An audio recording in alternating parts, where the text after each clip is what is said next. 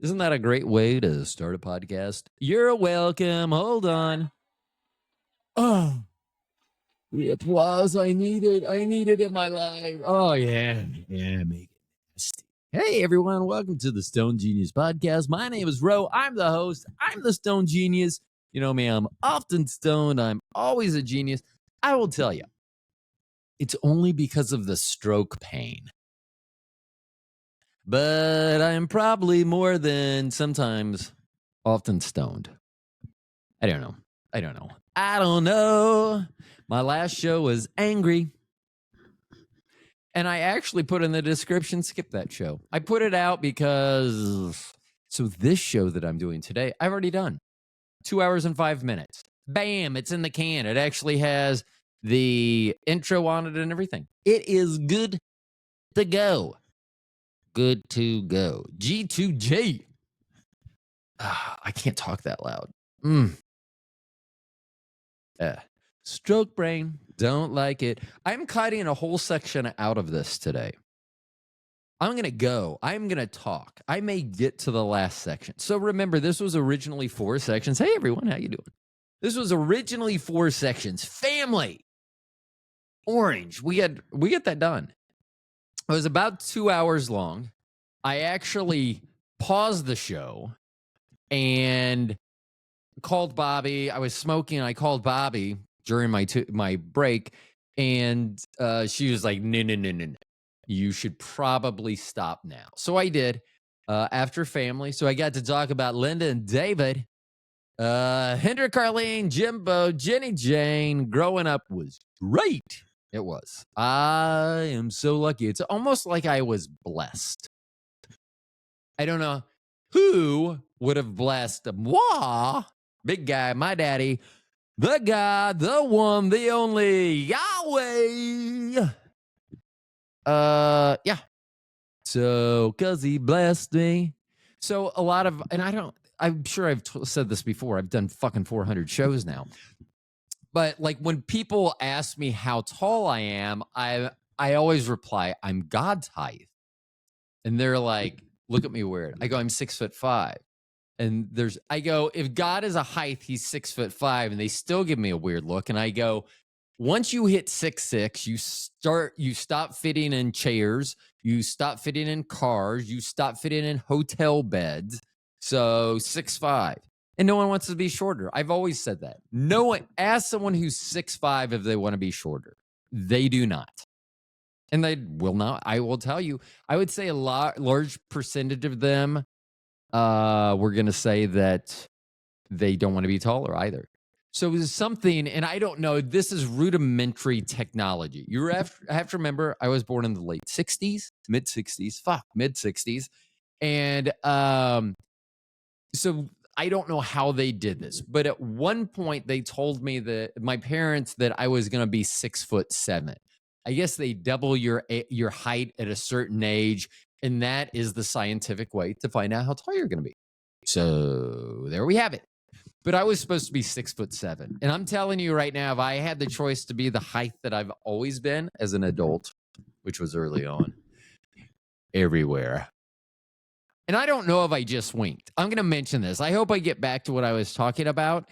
So I mentioned how my right eye, I do not have full capabilities with it. So structurally, nothing's wrong with it. It's just that my eye is not communicating with my brain. And it has such a long way to go. If you can see here, my eye, right eye, brain is right here, I think. I am not a doctor, but I think that my brain is contained in here, and my eye is also contained. Think of it as a box. They're both in the same box. So you think they would be able to figure this shit out. But they can't. So anyway, I often mention to you all that I can't tell, like I wonked, which is the past tense, the post tense of wink. I wonked at you, but I'm not sure because sometimes I can tell because like now I have a big light here. So I think I will be able to tell.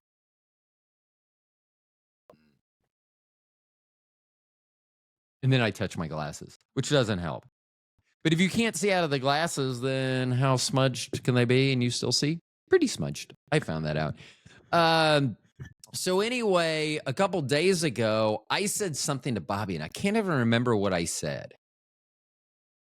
I think it was something like, "Hey, do you want tacos for dinner?"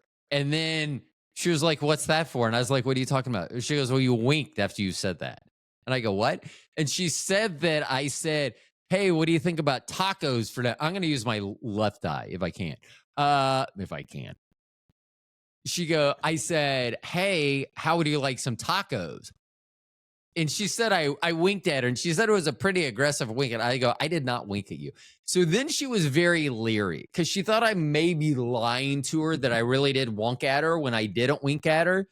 And so she may be thinking, I don't want tacos. I don't want anything he's going to fix me right now just to be safe. But that's because we love each other. And she watches a lot of those shows. So she's just planning, let's say. Let's don't say that. Once again, I have a list. I literally have a list that is going to be very readily available. That if something suspicious happens to me, I have a list of people to look at. And do they have anything to do with my disappearance / murder? Probably not. Probably not. 100% no. But just to get them wrapped up in the whole thing, I have made very specific allegations. Anyway, so we did family. And boy, it was fun. 2 hours of frivolity. 2 hours of me talking about me and my family. I mean, how could you not like that? You can't. You got to love it. You got to go, love it. And if you don't know what I was doing there, you should have been watching because I have this big microphone. I was like, ah. And if there is a woman whose mouth is big enough or jaw can, I don't want, no, don't dislocate your jaw. No. See, I don't need other things to think about. Like, I don't need it. Like if Bobby and I are being intimate, I don't need to hear the sink dripping because then I'm like, oh, is that faucet? Is it leaking?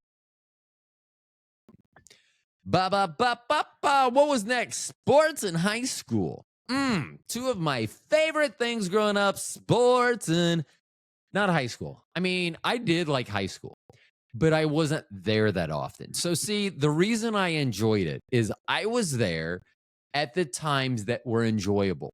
The classes / teachers / hot girls in the class. That would be one reason to show up. Another would be a test. I was a test taker.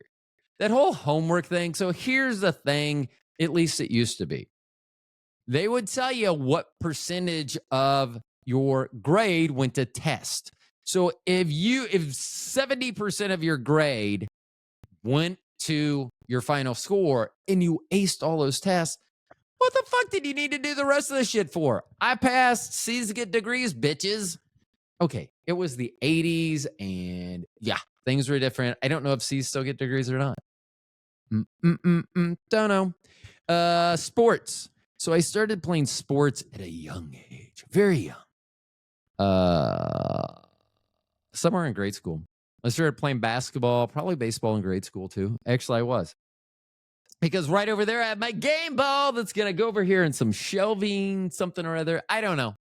It's a work in progress. But we're going to get that and do pew and just bow. But yeah, so I played sports. I didn't know. So my friend Hi, my oldest friend Hi, because someone who's a stone genius, of course, is going to keep a friend named Hi. H-A-I, not H-I-J. H-I-G-H. I love my stroke brain. But yeah, so he was over and we were talking about, I was showing him how I'm setting up the studio. And I showed him the game ball and he goes, I don't think I was on your teams by that point. And I go, really? Because Hi was one of the, if not the best natural athlete. Like he could pick up a tennis racket. He is great. He could, evidently he said he couldn't hit. He said that he could field, but couldn't hit in baseball. I don't remember that. I always remember whatever he tried, he was good at. He may not have been the best at it, but he was better than most. Yeah. Tennis. Fuck. So here, there, I don't know. So here's, I'm never going to get to my show. I often tell Bobby when I get frustrated with my Father in heaven, God, it's because of little things. Like, I'm like, if you're God in heaven, you could prevent that shit from happening. Oh, I want you to go. No, there's nothing of me going through and being frustrated about finding a paper that is helping me in any way, shape, or form. Thanks, big guy. I don't need that.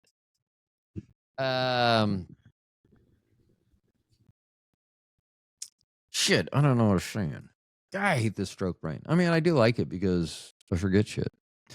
Let's just jump into high school and sports. Which is first? Okay, sports. So we're talking about sports. So sports, I usually played, and I remember this with High because his dad was the coach, that we usually played up. God, he had to be on that team. His dad was the coach, and I know his brother was on the team. And now that I think about it, every other person I think about on that team would be like an upperclassman to me, which is how just because I was bigger, taller, not bigger. And there weren't big kids. If they were big, you went to Sears and you went and bought them Husky. Yeah, that's what it was called. Husky. Like, I wonder if I can say, oh, you're kind of husky. I mean, it's flattering, kind of. I mean, you're like a ear of corn that needs to be husk. I don't know if that's what you do to corn, actually. I know that you eat corn and popcorn. We did popcorn last week. It was so good. And one of those things, I made Bobby, we went somewhere and they had the thing you put on the stove and it pops up into a big tinfoil, like big Megamind type thing going on. And we had that. And it was good. Yeah, it was really good. And I'm not a popcorn guy, but that was good. And we were watching a movie and that was good. So, okay. So sports. So growing up, I played. So let's talk about my career. So let's talk about football career first because it was shortest. So football in grade school was flag football in the 70s. And I was very good. My career, I only remember 2 games. And it's just because one, it was raining. It was the first time we'd played in the rain and stuff. So I remember that school where we played. And then the second one, I think, ended my career. So there was another player on our team that was running for a touchdown. And I remember where this was done too. And he's running down the left sideline. And there is a guy chasing him. Well, I think I was out in a pattern. I was downfield. I was something. And I was across the field. So I came, and one of the nice things about being tall and coordinated, I was also fast. I had these long legs, and I just, and so I remember, this is flag football. So the opponent is chasing, God, I remember his name being Shane. Fuck. And I don't know why I would remember that from like 4th grade or something. So he's running down the field with his flags. This kid's chasing him. So I'm going to go block this kid. And so I'm coming across the field and I was in front of the play. Shane's running down the left sideline being chased by this kid. Well, I put a perfectly legal block on this child. I was a child too. So I think this may have been, I don't think I played football anymore. I don't know. My parents probably thought that was extremely violent, but it was just a play. There's nothing wrong with that. I mean, go back and watch NFL Today intros from the 70s. Watch what they're doing in the intros that they're showing, and that's the legal stuff. It was just a block. Did I destroy this kid's world? Yeah. Did I probably give him PTSD for life? Yeah, probably. I mean, if I didn't kill this child, it would be, I was a rocket ship. And I went down and I didn't leave my feet until after, but I remember right in his chest. He had no idea I was coming. He was focused on, I believe, Shane. Let's call him Shane. He was focused on Shane and Shane's flags.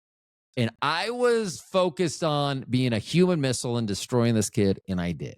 I don't know who you are. You're probably dead. You may have died after that. I don't know.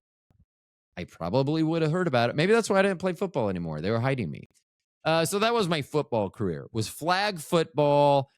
And my parents always thought that I would get hurt because I was skinny. I've always been skinny.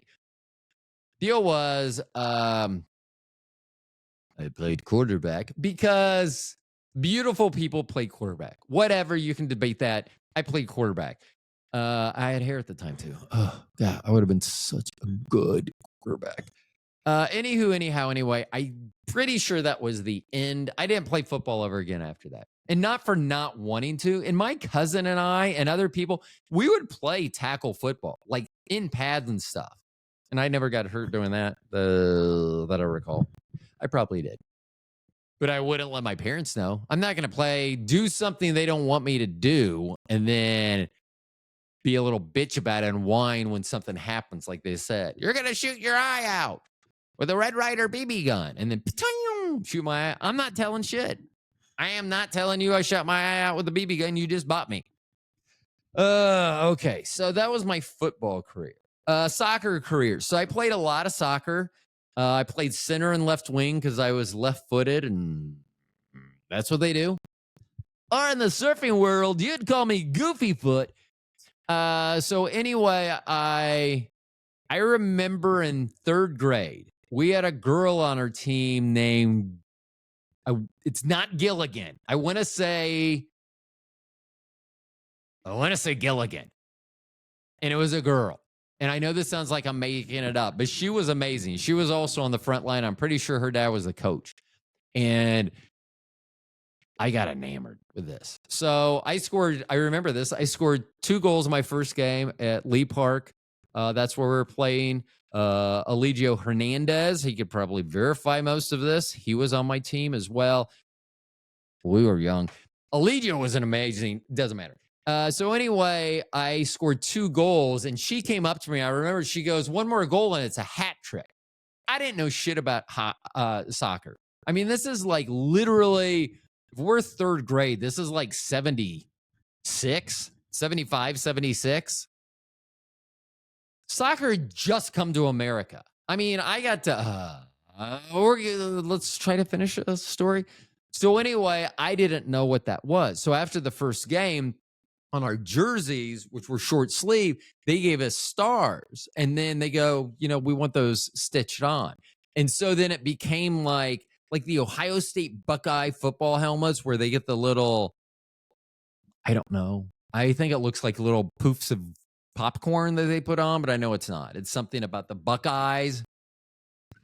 But they get those. And so then I was like, I got 2 for that first game. I did not get the third goal. I got 2, and then I had those. And I was like, And then I'm like, I'm sure other people scored. Maybe not. But I was like, okay, I have more than you. And that's the way to do it. I remember the first goal I ever scored. So I was playing up a grade 2. The Mahajers, Mike's dad was the coach. They were great. Man, we had awesome jerseys. They were like silk, and they were not like short sleeve. They were like 3/4 sleeve, and they were black and gold. They were I just thought they were, because they were the first like non-t-shirt type. I mean, this is the 70s. Technology is changing. Okay. So anyway, I played in that, and I remember, so that was, when I was playing up a grade in that, maybe 2 grades. I know that Mike was up a grade. And I remember the first goal I scored on that team. I remember it was at the YMCA complex. I actually scored it right-footed. I was playing right wing for some stupid reason. Ball was crossed against me. And I just meant to actually stop the ball, the pass. And when it hit my foot, it went in. And I remember someone was mad at me on my team because they wanted someone else to score. Hold on, I got sound for that. And as an underling, I never had a problem. Mike was the guy that I pulled a knife on in 8th grade when he was in 9th grade because he was a dick. Yeah. Nah. Well, and I've told this story. He thought him and a friend could take me. And I said, I brought a friend too, and pulled out a knife. And they said, we bid you a day. Good day, sir. Yeah. So anyway, Mike was upset because he wanted one of his buttons to score. Sorry. Yeah. The good people are going to score. My now vet, longtime friend Johnny Lyle from Crest Animal Hospital in Grandview, Missouri, he broke my ankle. Playing left wing, I went in for a goal. He was on he was the goalie for the opposing team. Well, he came out. Now, in my recollection of my story, I scored. I don't know that to actually be true or not. You'll understand. So anyway, I'm coming in from the left. I remember entering the box. He decides to charge me. And sometimes that can work, I guess. I guess that's a tactic. So anyway, in my mind, I recall booting a shot that went just over around his body, and he looks as he's hold on. Do we have a sound for that? No.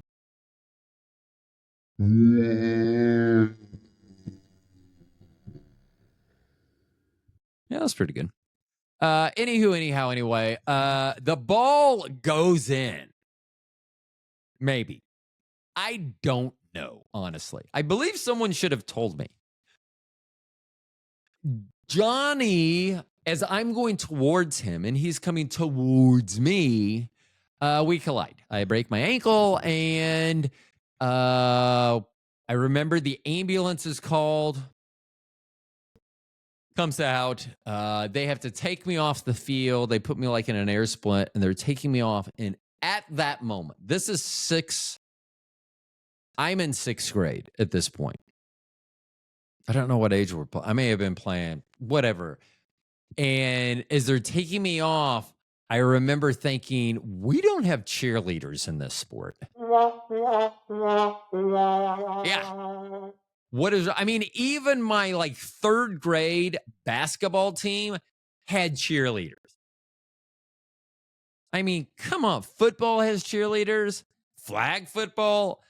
I'm assuming my career was very short. I just told you about it. It may have lasted 2 games. And I remember one practice. That could have been my whole football career. Soccer career lasted many more. I hated soccer. First of all, here it was generally played in the summer. It's hot as fucking shit in the Midwest in the summer. So, and there's a lot of standing around. There's, okay, it's moving in that. I didn't move. If I'm playing forward, I'm not going back to the box to help defend. Okay. And then the thing about oranges. I wonder if Bobby ever had to do this with our girls when they played sports. Be the snack person. Each game, a different parent brought the snack. And for soccer, some reason what recharged us was oranges. Orange slices, to be more precise. We'd put them in, then we would think they were funny. But I don't understand. I guess the vitamin C was going to give us a pick-me-up. Now, here's the thing about orange slices. The juice from oranges tends to be very sticky. So you're eating these oranges, so you got all, and then disgusting. And no one had bottled water back then. Just so you know this time frame, and you can look this up if you're too young to understand this. Gatorade, once again, Gatorade came in a glass bottle with a orange twist lid. And you could see that wonderful yellowish glow hue behind where it said Gatorade. Gatorade, this is how long ago this was. So they were not bringing us. So like after we ate our orange slices and got douched with orange juice, and then we were supposed to go back out on 100. So the second half of the game really, I don't think was so much about the actual sport, but we found ourselves running away from like bees and flies and stuff, other things trying to attack us because we had nectars covering our body. Which reminds me of the time I went to Epstein's Island. I don't know. Like, I may have been on 1 or 16 flights to Epstein's Island. What happens on Epstein's Island stays on Epstein's Island unless Ghislaine says something. Hold on. Oh no. He was 25 and she was 18. Or let's say 24 and 17. That's me and Bobby's age gap. Like, I'm telling you, if I had it to do over again, and we're talking about my life, and we will get to this. If I had it to do over again, if I met her when I was 18 and she was 11, so be it. I can't help my love for my lady. Actually, she had an afro back then. And while we'll get into this here shortly, the afro may sound appealing to me. I will tell you, on a 6th grade white girl from more or less the country, it's not the same afro. Okay? I'm not going to describe it. There's pictures out there that I've seen that, I mean, I just say in my mind, that's not Bobby. That is not Bobby. That is not Bobby. And I close my eyes. That is not Bobby. And then that is not Bobby. That is not Bobby. And maybe it works. Maybe it doesn't. Anyway. So let's see. We've covered my football career. We're talking sports here. Then we covered my soccer career, which ended in 6th grade. So then it was basketball and baseball. I loved baseball. I was very decent at baseball, but it was boring. Like, I would try to find out, like, if I knew who we were playing, and I was like, well, they have a lot of hitters that are going to swing late. So if I play first base, which I really liked, I loved playing first base. But I play like first base, second base, right field, because I knew that's where the ball was going, or left field, or if I was going to play third. Or a lot of times I believe I told the coach, hey, I really want to try playing this position. He would kind of let me do it. So I remember, the All-Star game ball that I have over there. So I made the All-Star game. I was a first baseman the whole season, and I made the All-Star team. But they had another first baseman from another team, so I actually played the All-Star game at third base. Yeah. And once again, playing with older kids.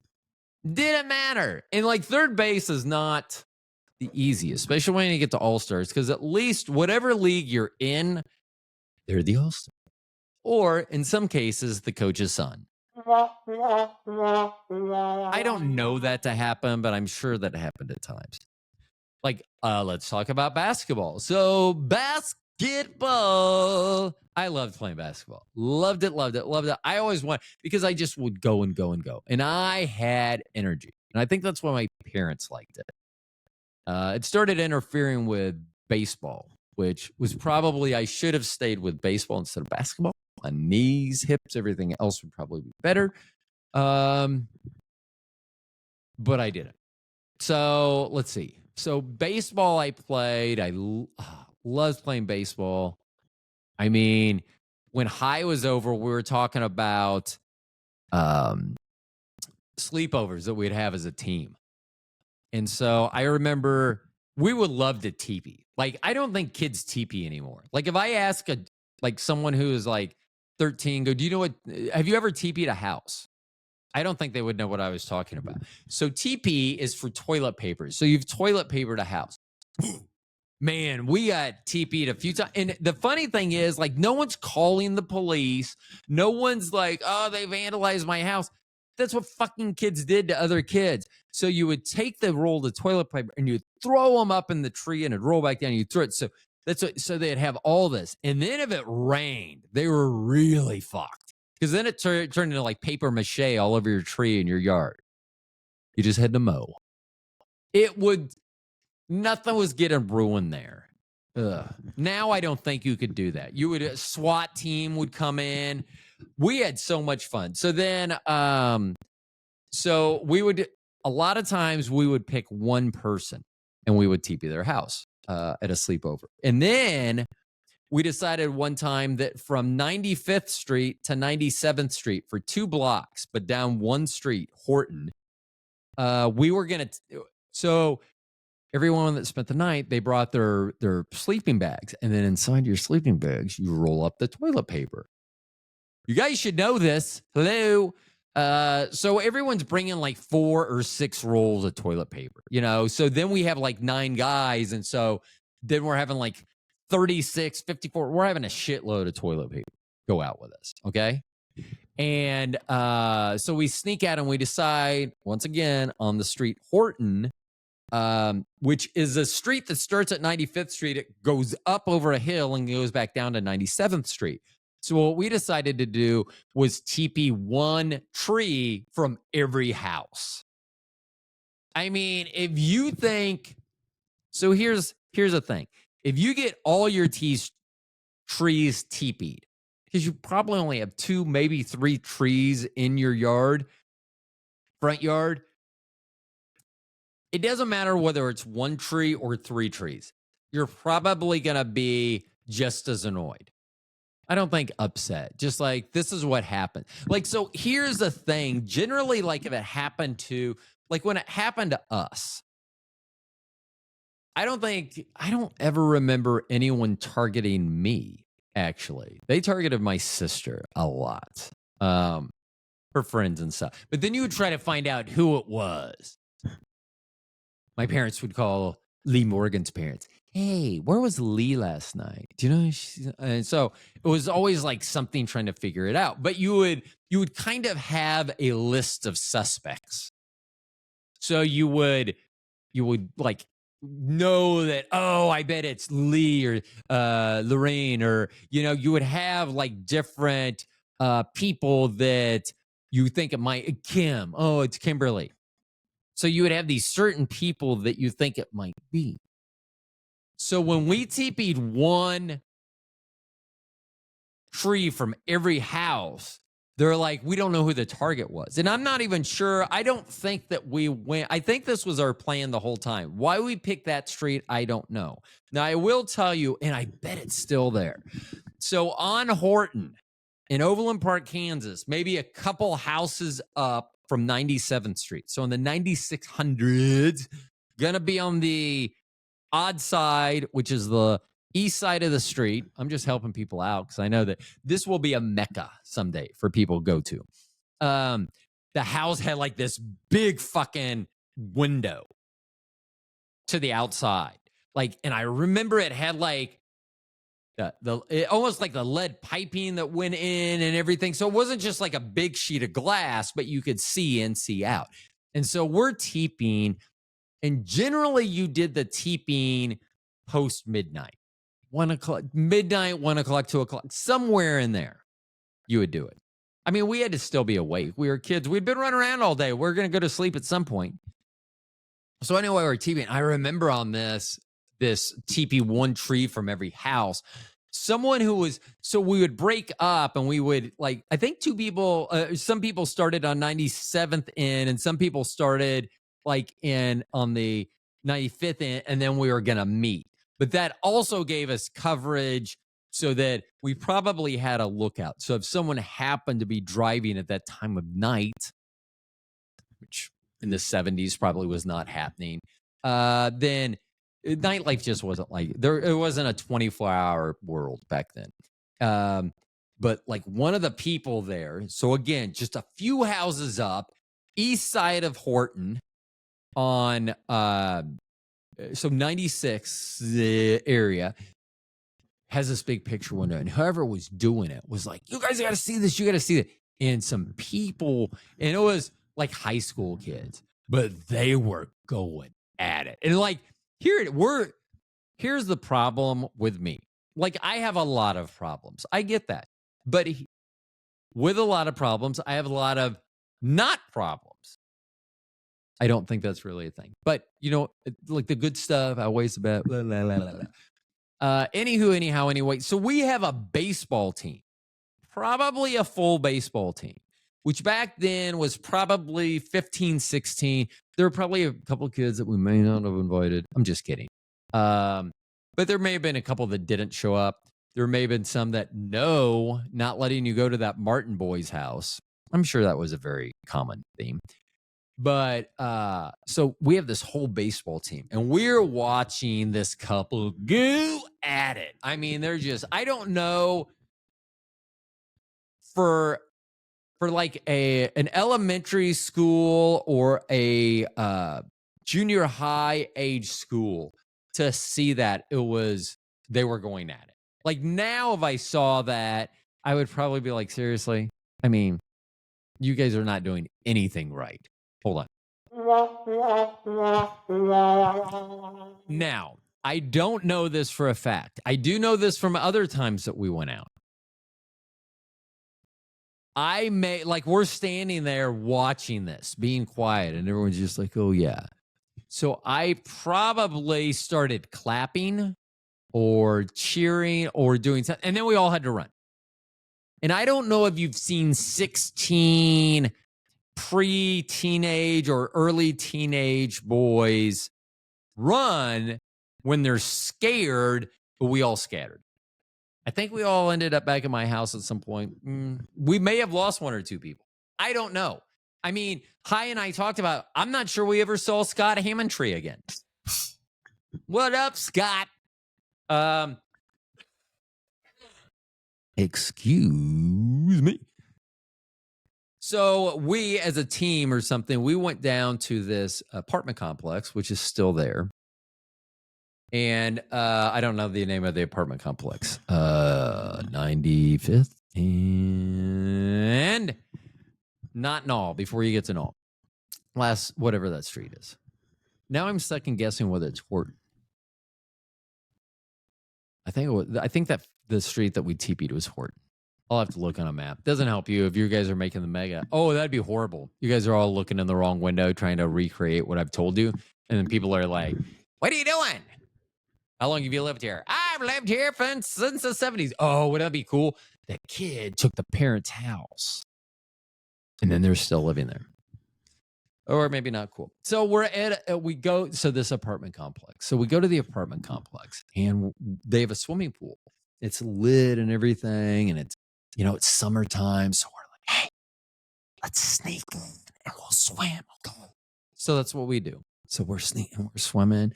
And like, there were no apartments. Like where we live, there was actually apartments that like open up and you can walk out and boom, there's a pool. This was not like that. The apartments were close, but not poolside. They could view the pool and everything, just not poolside. So we're swimming, doing all these things. And I get out of the water. Everyone's not paying attention. And I get on the diving board. I'm like, cowabunga! And I jump and splash. And I probably took in a whole bunch of water because I'm sure I was laughing hysterically. I was trying to do this. And I didn't say cowabunga because there was no Teenage Ninja Mutant. The green guys, the turtles that live in the sewer. Those guys. So I probably didn't say cowabunga, but I did scream. Now, I will tell you, the only benefit I had over the others that were in the pool or around the pool is that I knew what I was going to do. Now, I was in the same boat. I still had to get out of the pool. I had to grab all my stuff. I don't think I prepare. It was a spur of the moment because it was hilarity. Because to me, what are they going to do if they catch us? Don't come back here, kids. You've been in our pool. No one's calling the cops for this. This is the 70s, okay? Like, someone may have tried to beat your ass. But, yeah. So sports. So my sports team, so that was baseball. I loved baseball. When I got to high school, Played sophomore year, and then I forgot about baseball. I literally forgot about tryouts. And I never saw the baseball coach. We never crossed paths. He was literally at one end of the high school where the gymnasium and everything was. I didn't have gym class. I never saw him. I literally forgot it. He's like, hey, you weren't at tryouts. Are you not playing this year? And I think I just said, I guess not. And then I was like, well, I'll play my senior year. I loved baseball, but I was just like, I had been doing a lot, and girls were coming on the scene. So I wasn't overly concerned, but I did miss it. And I continue to play basketball, and I don't know why. I think because basketball was I was running all the time. And because of I rarely came off the court either when I was healthy, because my senior year lasted less than 3 games. So, yeah. So I wish I would have stayed in baseball. I didn't. I played basketball. And, basketball is also easier. You can go out and you can shoot by yourself. You have a hoop. You can play 1-on-1, 2-on-2. There's so many different variations. We used to, one that we used to play like when we had 3 people was Chicago style 1-on-1. So it was first to 15.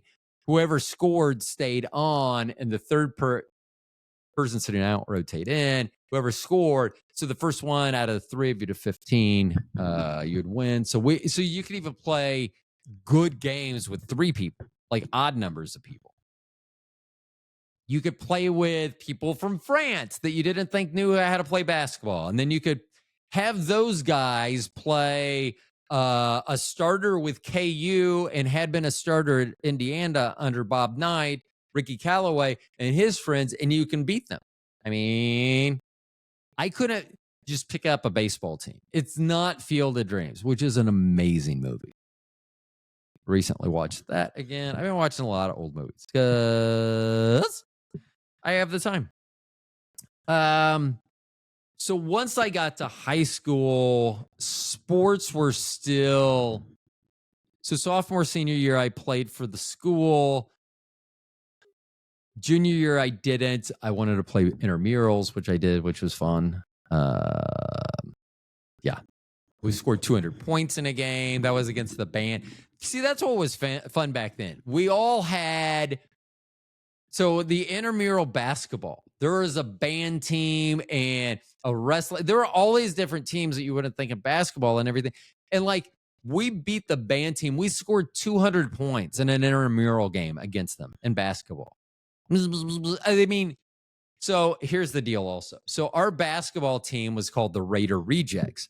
Now, we weren't really rejects from the high school team, but we had all played for the high school team our sophomore years and did not play our junior years. Some of us chose not to play because of the coaching style. Some of us didn't make the team. Some of us didn't try out, but we just thought Raider Rejects. So that was actually the name of our team, the Raider Rejects. And we were good. So one of the scars on my nose. Okay, so let me finish this. So I was going to say like band team. So everyone had a team, but you didn't care. You would talk shit against them. Go, you just gave up 200 points, and you would tell it, but it was no big deal. And you would laugh about it, and you would high five the band team. At least I would, because there was an animosity there. We were just having fun. Now, in intramurals, there was one team that was not about fun. That was the faculty team. So the faculty had a team, and when the Raider Rejects, my junior year, 84, 85, the faculty team, I don't think had lost in years. They'd always won the intramurals, but you're also playing, the band team is playing the fucking faculty. So here you have men. And I will tell you that adult man basketball, which I was already playing, is very different than adolescent or youth basketball, which many of these people, whether they played for the school or not, that's what they were playing, adolescent or youth basketball. That's just what they didn't know any better. They did not understand the game, or more precisely, how to use your body. And these guys did. So one of the scars on my news, so we're playing, Raider Rejects are playing the faculty, and it's late in the game. So I remember, so you had the main the gymnasium, which would break down into, I believe, 4 basketball courts. Like when the bleachers were pulled back and everything, I think you would have 4 courts, or maybe it was 3 courts. Maybe it's 2 and then 1 this way. Actually, I think that was the way it was. So 2 down and 1 across. Anywho, I just remember the 2 runs that way. And then there was a basketball court up on the gym where, like, during basketball season, during practice, that's where sophomores, they would practice up there we would call it the gym stage, or the stage gym. And so we would play up there. So that's where we were playing them. And I even remember we were orientation. So west end of the stage court, and we're up. And there's no such thing as a 3-point line back then. That was ABA crazy talk back then. So that wasn't a thing. And so there was whatever the amount of time that was left and the score that we had, they knew and we knew they were not coming back from this. They were playing basketball players at this point. And we were all basketball players. It wasn't like, oh, well, some friends got together and they put a team together and one guy used to play a lot of basketball and he is really good and the others were, they were parts to the team. We were all former school players and had played at a higher level than most of them. So we're beating them. And Coach Stegmeyer comes down, and he was the psychology teacher, which is where I met my friend Mitch in his class, actually. And I knew Coach Stegmeyer. He was a football coach. He wasn't the main football coach. I think we just called him Coach Stegmeyer.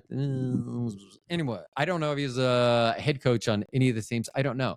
But anyway, Coach Stegmeyer jumped up, left side of the rim, jumps up. He grabs a rebound. I'm behind him. And I remember he grabs it in great form, comes down, elbows out, looks at me, bam, right in the nose. Shatters my nose. Leaves me a nice scar. We still won. Hold on. Thank you. I appreciate it. I appreciate it. Oh, yeah. So that team, I'm trying to remember. It was me, Ty Hilvitz, Todd Novikov. Who else was on that team?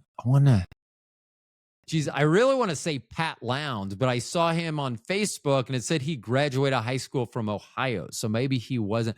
But yeah, we had a team.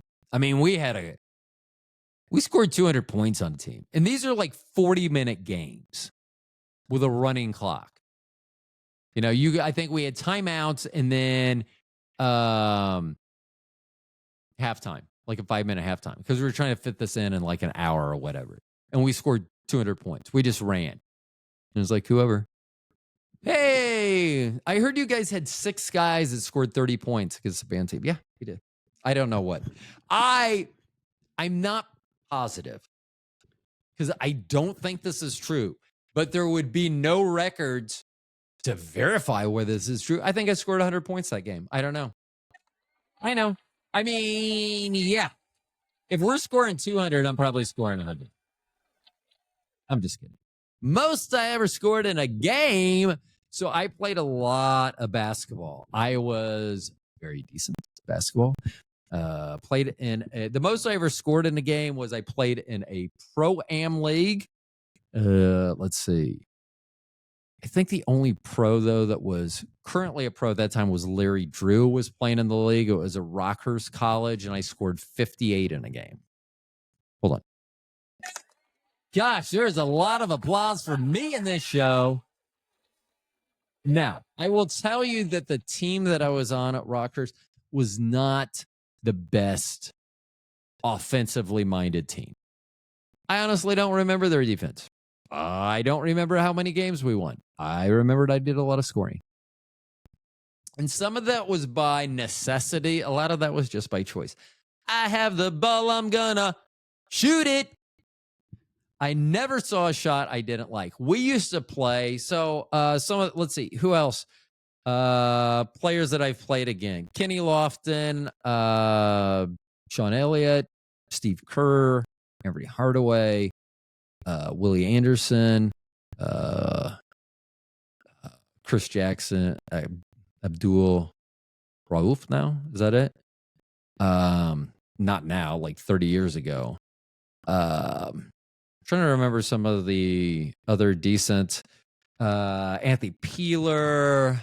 I'm trying to think of the guys the brothers that were here in Kansas City. And then they just like in Kansas City's not a big basketball town. Like I remember when there was some of the other ones, I was trying to remember. Kevin Pritchard, he played at KU as well.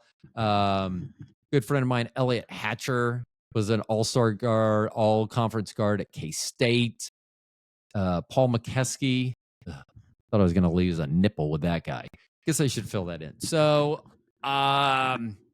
Kevin Pritchard went to our church. I think he is now president of somewhere, Indiana Pacers. I don't know, Cleveland, somewhere. He played at KU. We played a couple times. He came and played. He had other things to do. Paul McKeskey in the 80s, around 1980, he was drafted by Milwaukee. He was 7'1" or 7'2". Now, so he went, and we were as the second tallest guy. I got to match up with him. Now, the benefit of matching up with someone who's my size or taller is they're generally not as quick as I am. Rephrase, strike from the I used to be. I am now. I ain't moving more than a walking pace. I would be a great villain in a horror movie because I would just walk everywhere. Why is he walking? He has a knife. He's chasing us, but he's walking. Yeah, that's as fast as I can move. But I would get big people out. So then 3-point lines were introduced and all that fun stuff. So then I was like, well, there's a reason for me to be out there. Like they didn't give a shit back when it was 2 everywhere. They'd be like, whatever, take that if you think you can make it. Well, when it was worth an extra point and when you were playing pickup games, generally outside the 3 was actually 2 points. Inside was 1. So it's twice as much, not 50% as much, 100%. So anyway, we're playing one time. We would rent out gyms because our church, 23,000 members, and we don't have a gym. I don't get it.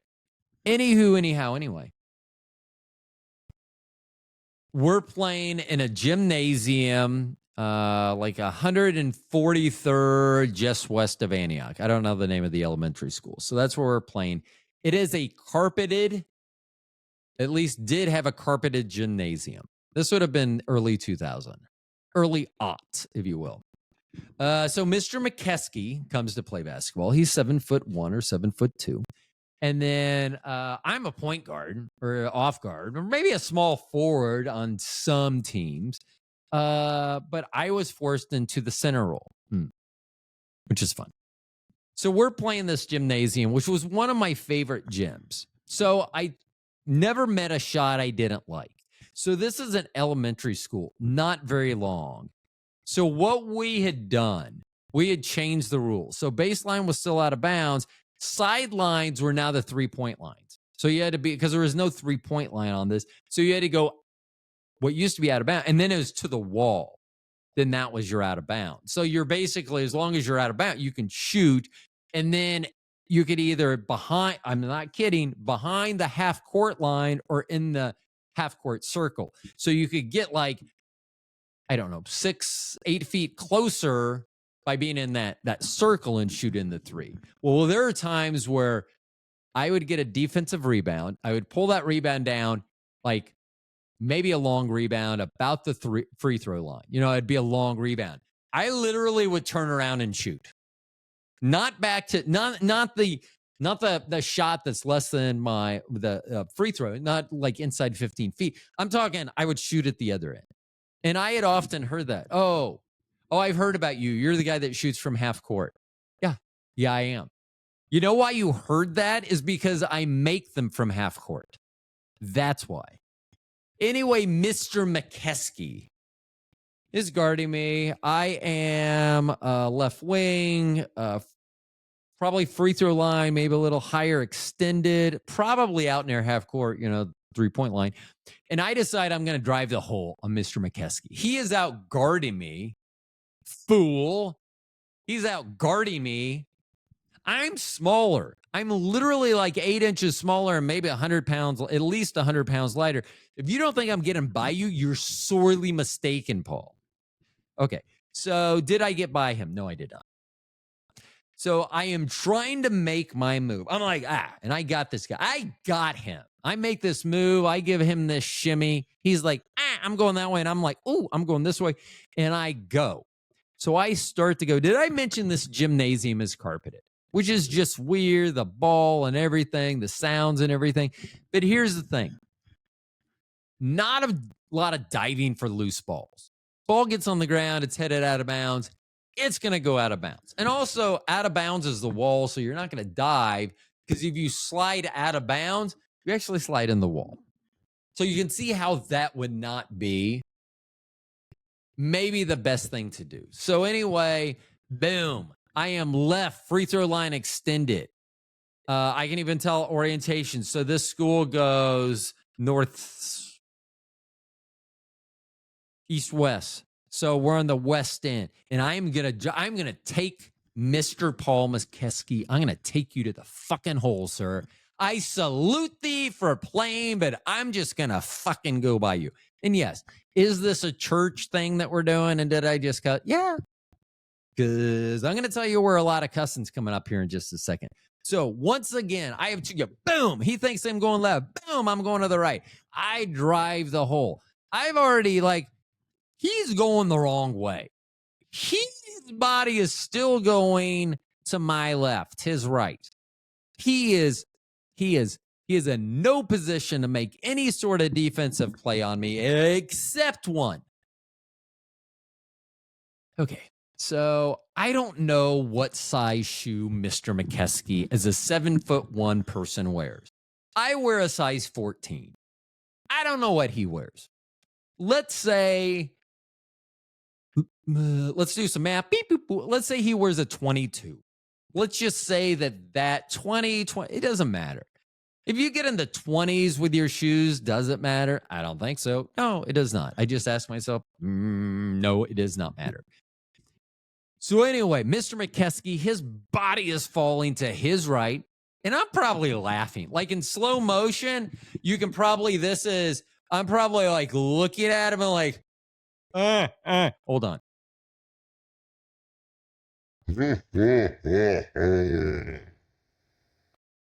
No, it's probably more like, and so, yeah. And once again, did I cuss during a church? Like, yes. One of the many reasons I'm going to hell. I get it. So anyway, I've gone by him. If I'm going to hell because of my cursing at him, you should go to hell for this. His only move. I've beaten him. Once again, he's going that way. I'm laughing at his ass as I go the other way. I am driving the hole. In fact, it's opened up so much, I may fucking dunk on these people. And I'll probably hang on that rim. Not a good thing to do on a grade school rim, though, I will tell you. Hold on.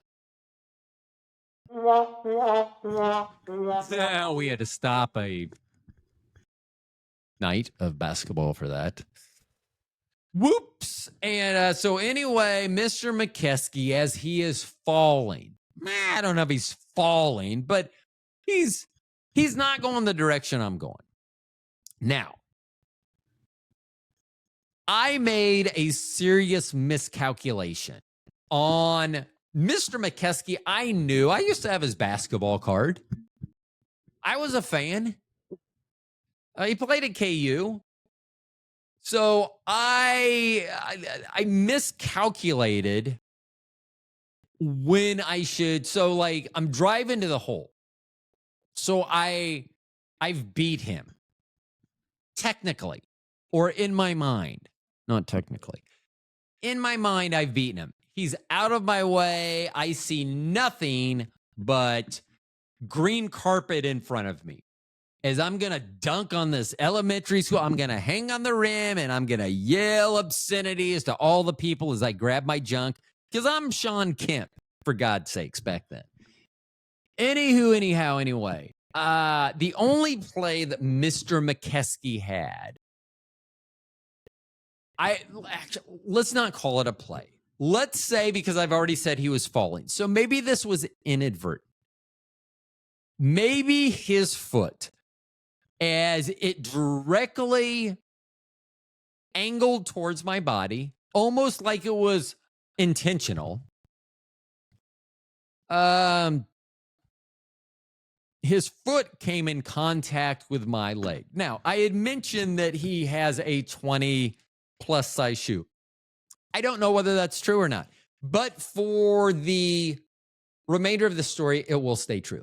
So he is wearing his 28 size shoe. I know they just got really big. He's wearing a 28, twice as big as my feet. See, that's what I didn't take into calculation.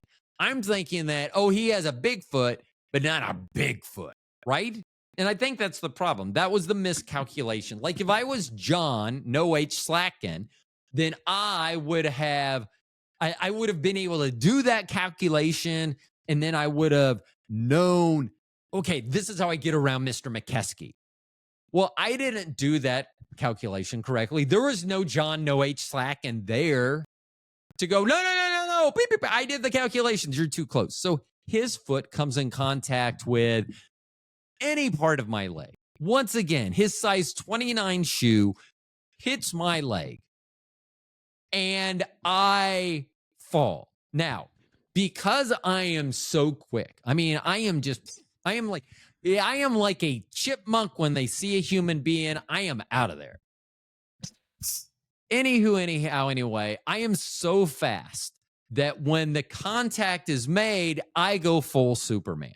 Now, I'm going to just go, do you remember about the carpet that I told you about? Now, if you're playing on a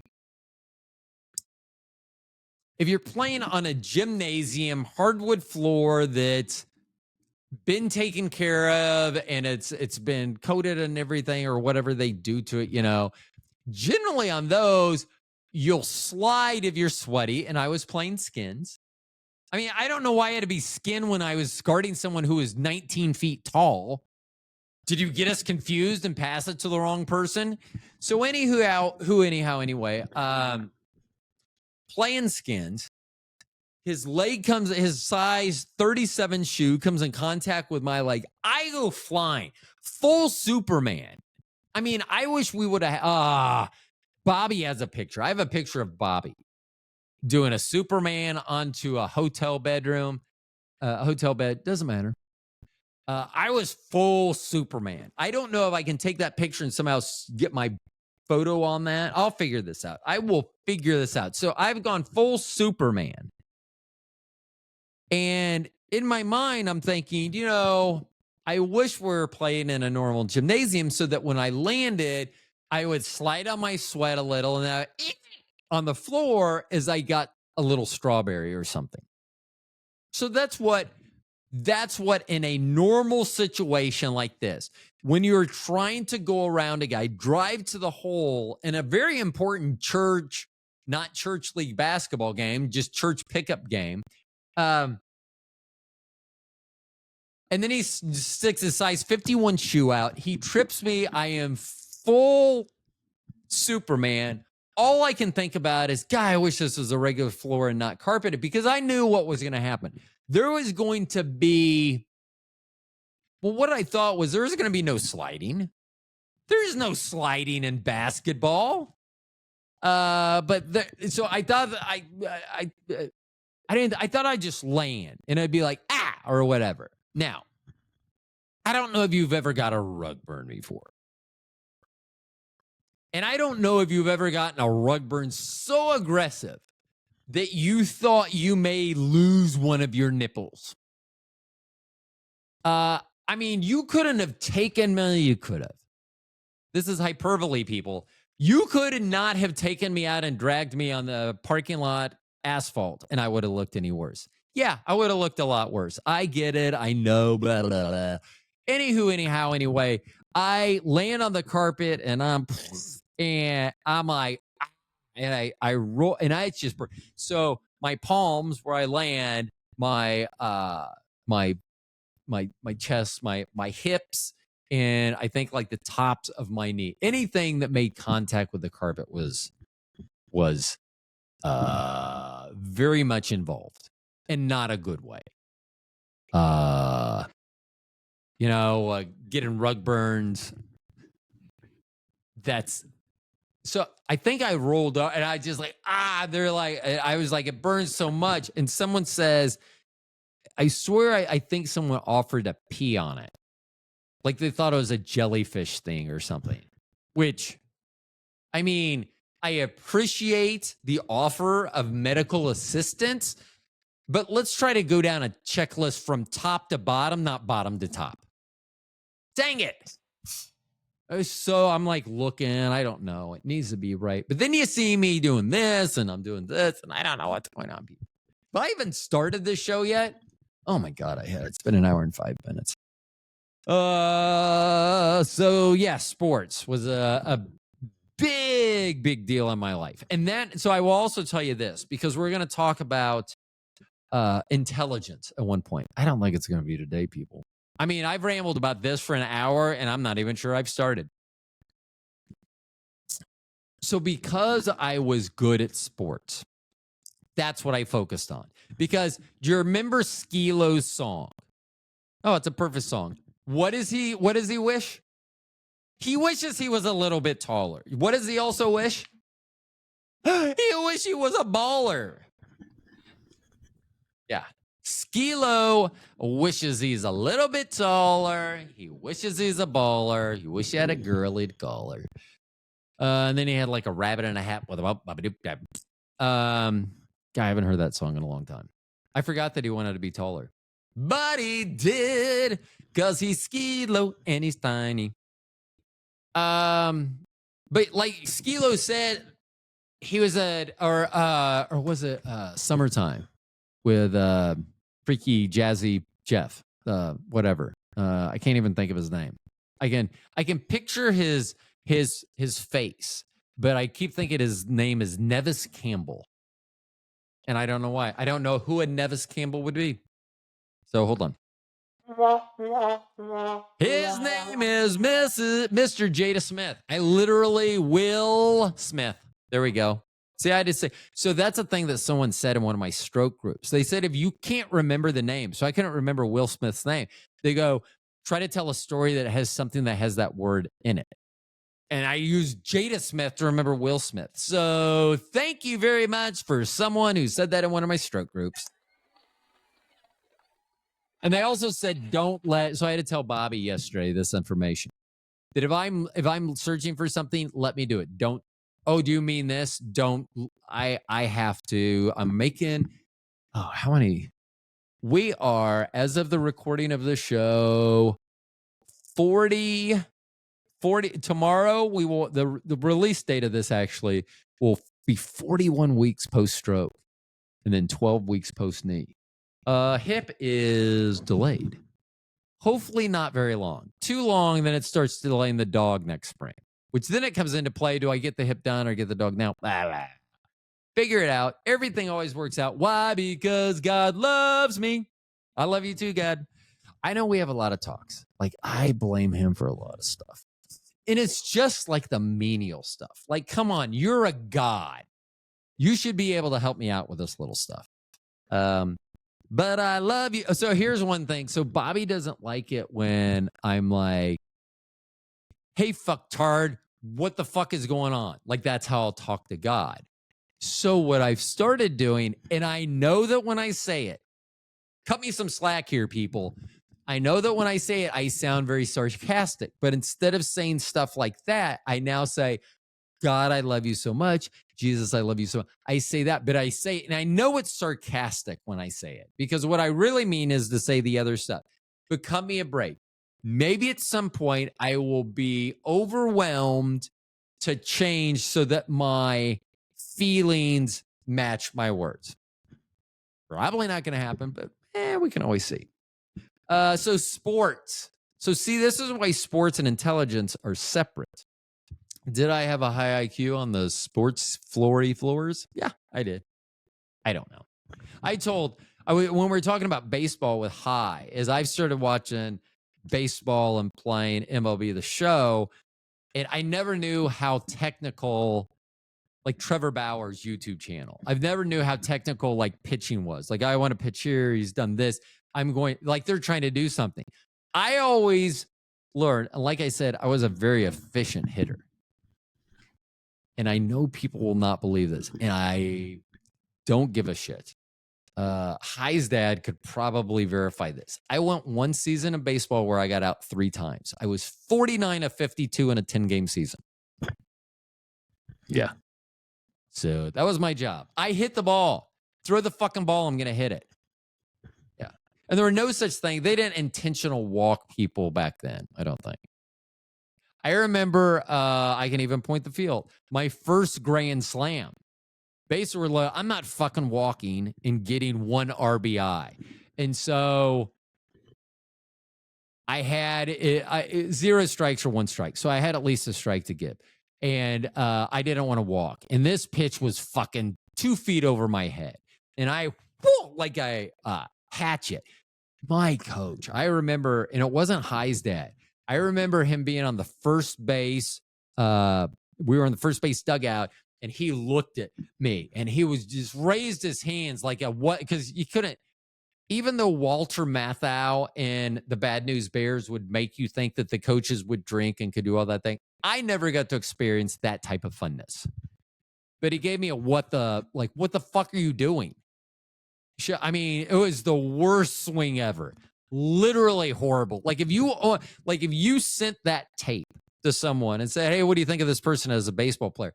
Worst baseball player ever. I mean, it was just, they'd be like, "Do you not know how to swing a bat?" And a level, like, do you understand that? I did not look like I understood that at all. I did not understood like I understood that I understood physics. I didn't understand mechanics of how the body worked, how the body worked in conjunction with a baseball bat. I didn't understand any of that. That's what it was perceived. But now it's 3-1 or 3-2 because I just took that strike. Because once again, well, I could have taken the walk. I don't know what the score of the game was. That probably would not have played into my decision-making process either. Because in my mind, there are 4 fucking RBIs out there, not just getting walked and getting 1 in. Getting a hit and maybe getting 2 in. Getting a really nice hit and clearing the bases. That was not, there were 4 RBIs out there, which meant I had to come in too. And I was not going to get 1 RBI when I could get 4. That sounds ridiculous. And for anyone that's not, if you want to know, like almost all of you are not alphas. Like you don't have that mentality. You just don't get it. You don't why would you swing at that? You help the team, blah, blah. I don't give a fucking shit. I can help the team more by doing this. Okay. So I do this hot tomahawk and I'm like looking like, oh my God. Like I'm almost sure that they thought that I had like an adolescent stroke or something at that point. So I swing at that and he looks at me and raises his hand. And I'm sure he mouthed like, what the fuck? Actually, I'm pretty sure he knew what I was doing. But I'm sure he was like putting on a show for the parents. Like, what the fuck is this kid doing? Hey, does this kid wear a helmet to when he goes to school? And I was turning around pretending like I was talking to someone. I was putting on a show, almost like I was enhancing the visual aspects of the show for you, and you're welcome. Whoa, that started late in the creepiness. Wow. Okay. So, anyway, I tomahawk chop. It's 3-1 or it's 3-2. The next pitch, which would have been funny if it was 3-2. So now I've gone from, this is how cocky, not cocky. This is how confident I was. I didn't give a shit. I had a strike to give. I'm going to give it. I literally can be up there and not counting fouls. I got 5 pitches to look at. Okay. I got 3 balls, 2 strikes before something's going to happen. Let's don't count foul balls. Who fouls off balls? Not me. I may have fouled off a ball to get someone's car once or twice, but that was later in life. Anyway. So, of course, next pitch comes. Hey, look who just cleared the bases and came in with a grand slam. And I'm sure I didn't get any sort of congratulation. I'm sure it was like, this is the 70s. maybe early 80s, probably 70s. And it was probably like, what the fuck did you do that? But even though it was Prince, parents Daddy said fuck. And I will, so the sports were a really big thing through high school as well. Oh my gosh, this is going to be long. I haven't even, so this was supposed to start about my name in high school when I found out what my name was. Bobby is so right. This should have been broken up into at least 3 shows, which it may end up. We've already had part 1. This is part 2. Woo! Okay, so playing sports, like I said, I didn't hate soccer. I wanted to play hockey.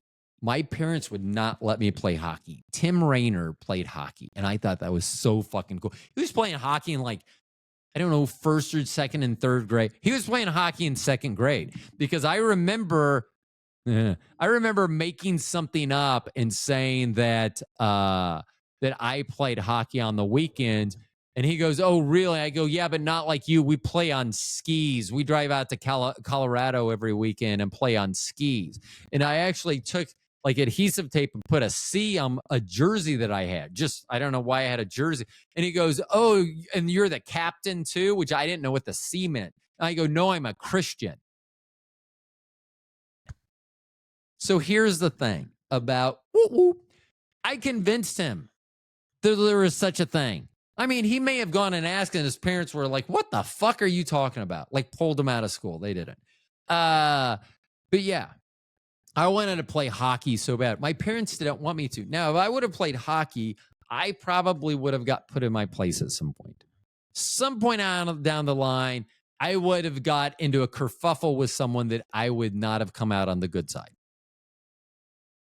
So my parents didn't let me play. I remember going, I think we saw a couple of Tim's games or something at King Louis at their ice rink. Anyway. So with sports, I found out I didn't like soccer because they didn't have the girls. You know, it had girls, high school. Like junior high had girls. And I was like, oh, yeah. But you know what?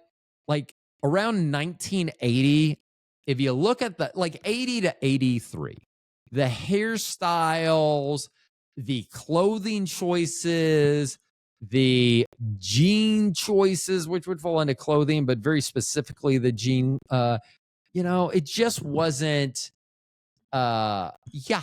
Did I walk around with a boner a lot? Yeah. I was a junior high boy. Of course I did. Hey, do you want to come up to the board and answer this question? No, I do not. Who, me? This is not a good time. Now, your male teachers would get that. Hey, Rodney, why don't you come up? I don't want to can I not do this problem? Yeah, sure. And they would move on. The women teacher, I don't know if they wanted to see my boner in my pants or if they just thought it was funny or they didn't understand. Like maybe they didn't know what was going on. I never had a male teacher though. I mean, for like a subject or so, but never as my main teacher did I have a male teacher through like grade school. That's where you'd have it. So the girls, I enjoyed being. So my senior year, let's go back to the girls. So my senior year in high school, I tear up my shoulder, 3rd game of the season, Topeka Seaman. Yeah, I don't know why they're not Topeka the Seaman. Like, hello, Captain. Not that type of seaman. And not this type. At least I don't think so. Like, not the seaman that you may share with someone. Whether you may share semen. It's just Topeka semen. I don't know why. You know why? I got to look it up, but just like you're not going to. So let's make this up. So I'm going to make this story up. So Topeka Seaman High School in Topeka, which would be a good place for Topeka Seaman, it used to be a sperm bank, Topeka Seaman High School. And because of that, and because they could not actually get rid of all the semen residue that was in the ejaculatoriums, then they call it Topeka Seaman High School. I guess that works. That is not the button I meant to push, but it's going to work. Sounds like something I've said to Bobby too. Hey, oh, I got that button right. So the girls, so my senior year, destroyed my shoulder at Topeka Seaman, third game of the season. I missed the whole year. Dislocated my shoulder, tore my sternoclavicular ligament, the ligament that went in here, so this would pop out. I had some trapezius damage. Ends up, that's probably when I did like rotator and cuff, which they rotator cuff and my labrum. Probably a lot of that happened in this injury is a pretty extensive. I think I dislocated it as I was trying to get a ball. I was throwing a ball back in, then landed on that shoulder as well. So anyway, missed the 3-month season. I'm not going to play in Substate. I can't play. I'm not in shape or anything, but they wanted to dress me for the last game. So there's actually a picture. I will post it with Jeff Dasmulshin. And if you're like, Dasmulshin, that name sounds familiar. Yeah. You've heard of David Dasmulshin, the actor. Jeff and I played basketball together in high school. So this was senior year. So I'm there, and it's Jeff and his dad, and me and my dad just happened to be in this photo that was taken. So Jeff is David's brother. And I'm pretty sure David, sleepover at Jeff's house, I'm pretty sure David was being annoying and I kicked him out. So sorry, David, but yeah, probably deserved it because you're probably annoying. Like, I don't get rid of entertainment. So if you're being entertaining and you're being fun, I will allow you to stay around. If you're not, bye-bye. Bye-bye. And I even remember basement, sofa, I was on the ground. You were doing something, and I believe the word out. Maybe it was more like this. Actually, if that was it, I probably would have left too. Hey-oh, I got that button right. And I even had to go back a page. I think I even did that. Oh, man. I was trying to, this this right hand sucks. Not like, It's more like, I bet I couldn't do that. Oh, no, yeah.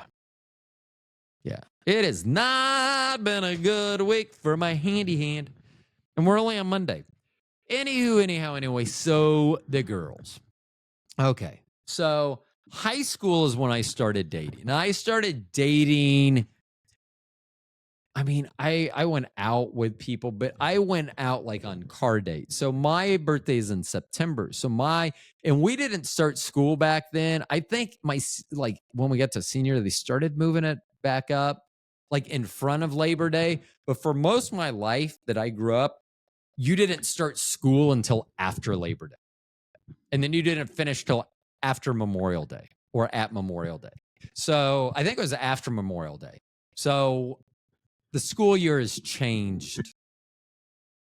Maybe because of climate change. It's changed like whatever. So my birthday is in September. We started school either late August, early September. I immediately started dating a girl. I have no clue. Absolutely no clue. Here's a weird thing.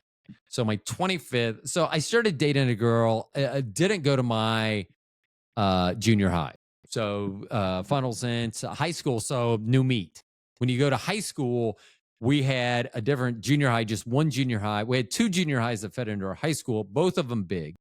And so, a lot of new girls. And one of my neighbors, they moved, but she went to that junior high still to finish. Then we went to high school. So I'd already got to meet some of these girls and see them. Awooga. Yeah. Thank you, Patty Leach. I salute you. So anyway, so I started dating this girl. I don't remember her name. And so this is when I found out. So we started dating literally like right after school started. She was hot. I was hot. Woo-woo. We didn't know. So we started like dating. I started driving. I was already driving before I turned 16. And then I remember we broke up on or around my birthday. God, what was the name of that? Wild West. Wild. there was a store. She bought me this really nice shirt for my birthday. Well, I broke up with her, and so I returned it. And because I felt bad. I was like, I already knew. And like, I mean, it was an awesome shirt and stuff. And so I'm sure, so this is before phones and everything, like cell phones. Like, oh, my lighting sucks right there. Maybe I should turn this. So if I'm like, oh, it doesn't really help. Maybe it doesn't matter. Maybe if I just lean forward. How's that, peeps? Oops. Oh, yeah. So this lighting, my camera, I have a boom. I have really MacGyvered. And once I said old MacGyver, not that new MacGyver stuff, like using like real stuff, like the light that I mounted, I used my own ejaculate as some sort of paste to harden, almost like super glue.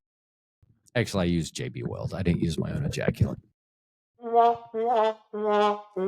I would have. No, I don't. Wish I would have. That would have been weird and weird. So I took that. So that's when I knew. So I started dating a girl because she was one of, if not the most beautiful girl from Indian Creek. And so I was like, I want that. And then I was like, you know what? There are a lot of girls and they have a lot of qualities and a lot of them are beautiful. Let's just see what happens when you're not tied down. So this girl, guy, I don't remember her name. So I was gonna say, so I think she only went to our school. I don't know. She did not graduate from our school, but she did come to our 25th high school reunion with a girl that did graduate, and I saw her there, and I didn't say anything to her, but I was just like, wow. I was like, you didn't graduate from school. What are you doing here? I called the cops. That's what I did. I am a Karen. I was like, get her out of here. So yeah, girls. And then I found out other high schools. So especially, so our biggest sports rival was Shawnee Mission East. Now, we were a very affluent, we were new money, is what, not me, our family personally, but our high school was new money. So there was a lot of upper middle class, but it was new money. Like people, however they were making it back in the 70s and early 80s. Shawnee Mission East was old money. Like this is old money. New money versus old money. Now, there is a very big distinction between new money and old money. And I will tell you, I like old money a lot. Like it's nice old money. So I started dating a lot of girls from East. We used to, for lunch. So it used to be you could leave campus, that's what I'm going to call it, school, for lunch. Shawnee Mission South, I think that ended the year after I left. I think there was a car accident that some students were killed during lunch, and they were like, no more open lunch. Because this is what would happen. So our school was like at 107th and Lamar. And no one, you'd have to look up graphics, and you're not going to. Shawnee Mission East was at 75th and Mission. If you were just driving it, it would take 20 plus minutes.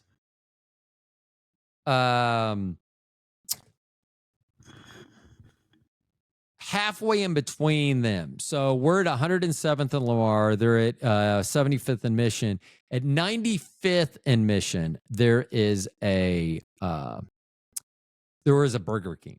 And back then, literally, you could get a regular hamburger, like their thin hamburgers, fries, and a small drink for like $1.99. I'm not kidding. Like $2. And this is how confident we were going over there to meet girls, like hot old money girls. We're going over there to meet them. And as soon as I get there to Burger King, I'm putting on my crown. I get my crown. I am the king. I am the king. And I was the king. And here's the thing. A lot of people are like, oh, I can't believe you did that. You know what drew attention? That did. Not only am I 6'5", but half of I'm sitting eating. I'm no longer 6'5", but I got a crown on. I got a big smile on. You know who they're going to notice when people are sitting there eating? The guy has a big smile and a crown. Like if you go to a palace and you walk in and the king's sitting there with some other people, you notice the king. So anyhow, so 75th in Mission, 95th in Mission, 107th. So you can see about, so because we had 20, let's call them lateral blocks. No, we had 10, they had 20. We had 12, they had 20. But we also had to go from Lamar to Mission, which is going to be 4 vertical blocks. Let's call it that way. Basically the same amount. Like I think we had more 45-mile-an-hour road, and they had a 35-mile-an-hour road. So anyway, typically lunch was 30 minutes long back then. So you're talking this Burger King is 10 minutes away from each one of our high schools. But this is where the beautiful people are. So I remember me and Novikov, and he was dating Jennifer Stru. I remember her name. It doesn't matter. I mean, not badly. I just don't need to mention her name. He was dating Jennifer, so she would come and bring her friends. So here's the cool thing about beautiful people. They generally hang out with beautiful people. It's awesome. Yeah. And if you see a toad with them, deflection. Pew, pew, pew. Yeah. Okay. Like there's a reason that one time, and this was with Novikov again, we're walking down the plaza and I believe there's 4 of us. Doesn't matter. Or 3 of us. I believe it was 4. I believe there's 4 of us, and there were 3 attractive girls walking our way. Haven't met them, haven't talked to them, haven't stopped. Don't know if that would even happen. But I immediately say, 3 of them, 4 of us, Dave, sit this one out. I mean, that's the type of stuff that I would say. And Dave was that guy. Like Dave, like he could have tried to inject and be part of that. But I'm telling you, it was like a 1, 1A, 1B, and then a 3. So that, and I don't remember. I mean, maybe that was the night I met Bridget. No, I met Bridget. So she was in her rag top. So Bridget didn't go to East because she had even more old money. I don't know if it was old money, but it was money. Bridget. Yeah. So anyway, she had a red 5.0. I'm almost positive it was a 5.0 because literally knowing their family, why would they have bought anything else? Rag top, red, convertible. And it said, I think it said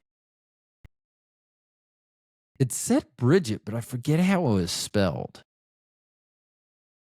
Anyway, she had a vanity plate on it. And so that we stopped. And I could even tell you the parking lot because there's a lot that goes into things that I remember. It's not like, oh, she was so special. That's why I remember. Unless she's listening, then yes, she was so special. That's why I 100% remember. But there's other things that go into the story that tie in of why. Oh, okay, that's why. Yeah, that was old money. Like, but that was me. I would say, I'm pretty sure that I was walking, cruising the plaza, which is what we used to do then when it was fun and safe. And that's what people used to do. You didn't have cell phones. You didn't have all these other distractions. You had to go out and meet people and you would cruise. Oh, Bobby could talk to you about cruising. Like we'll talk about the difference in cruising. Like she cruised country. I cruise city. Totally different. But anyway, at some point I see Bridget and I was like, I probably yelled at her, hey, you should pull over and we should talk. So she pulled over and we talked. And then I was invited to a house party. I don't remember who I went to the house party with. Either Tony or Hi. Probably Tony. I'm going to say Tony. Let's go with Tony. I don't know if that's true or not, but doesn't matter. That would be funny if the thing that I built fell apart. But it won't because I used my own ejaculate. I didn't, but I just like saying my own ejaculate. So the girls. So sports and girls. Because in the summer, the basketball court got girls there. Basketball court did have girls there. Oh, okay. So I also need to mention this. I haven't even got to my fucking name. How far? I led the last 2-hour program. I led with my name. I haven't even gotten to my name. Okay.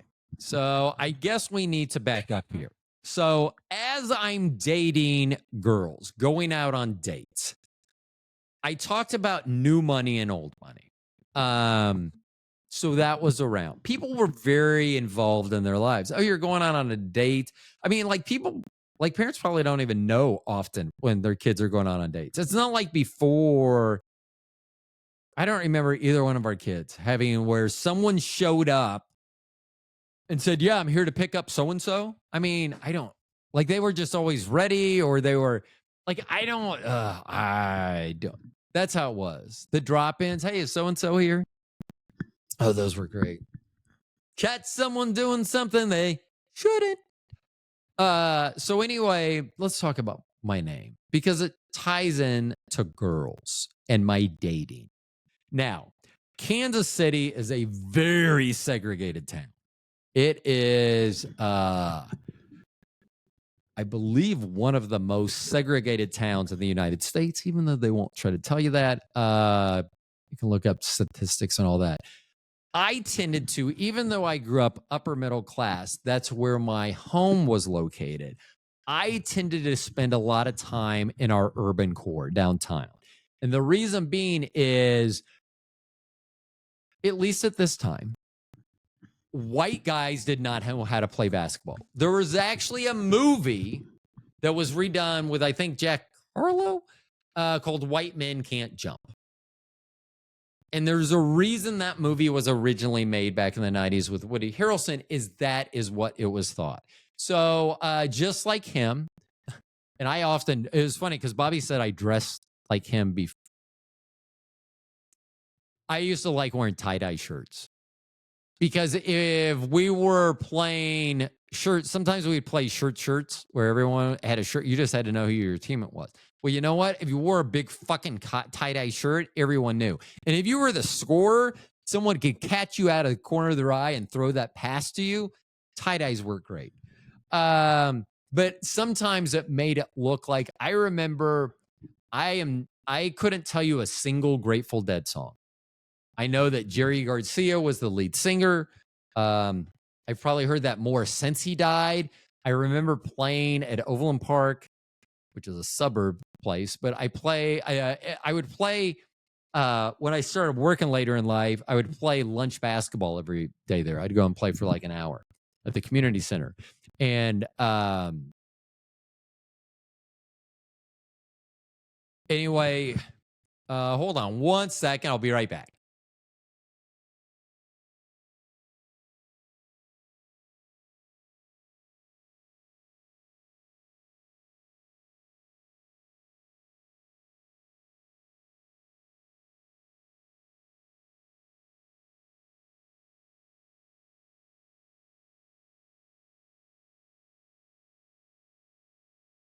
Hey, I'm still recording. Sorry about that.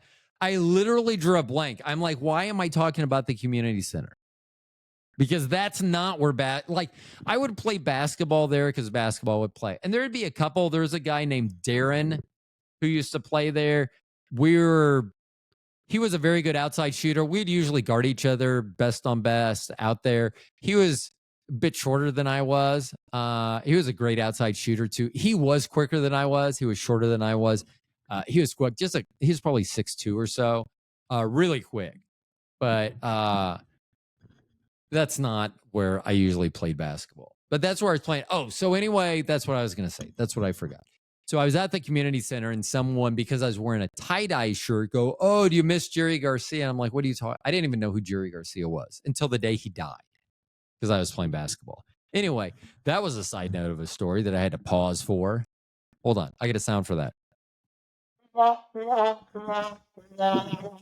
So anyway, I played a lot. So that's where I played basketball. So there were a couple places. So one is when you get off 635 going downtown, when you get off at West Penway, when you get off that exit, there's a fire station that's still there that's like underneath the bridge, the overpass.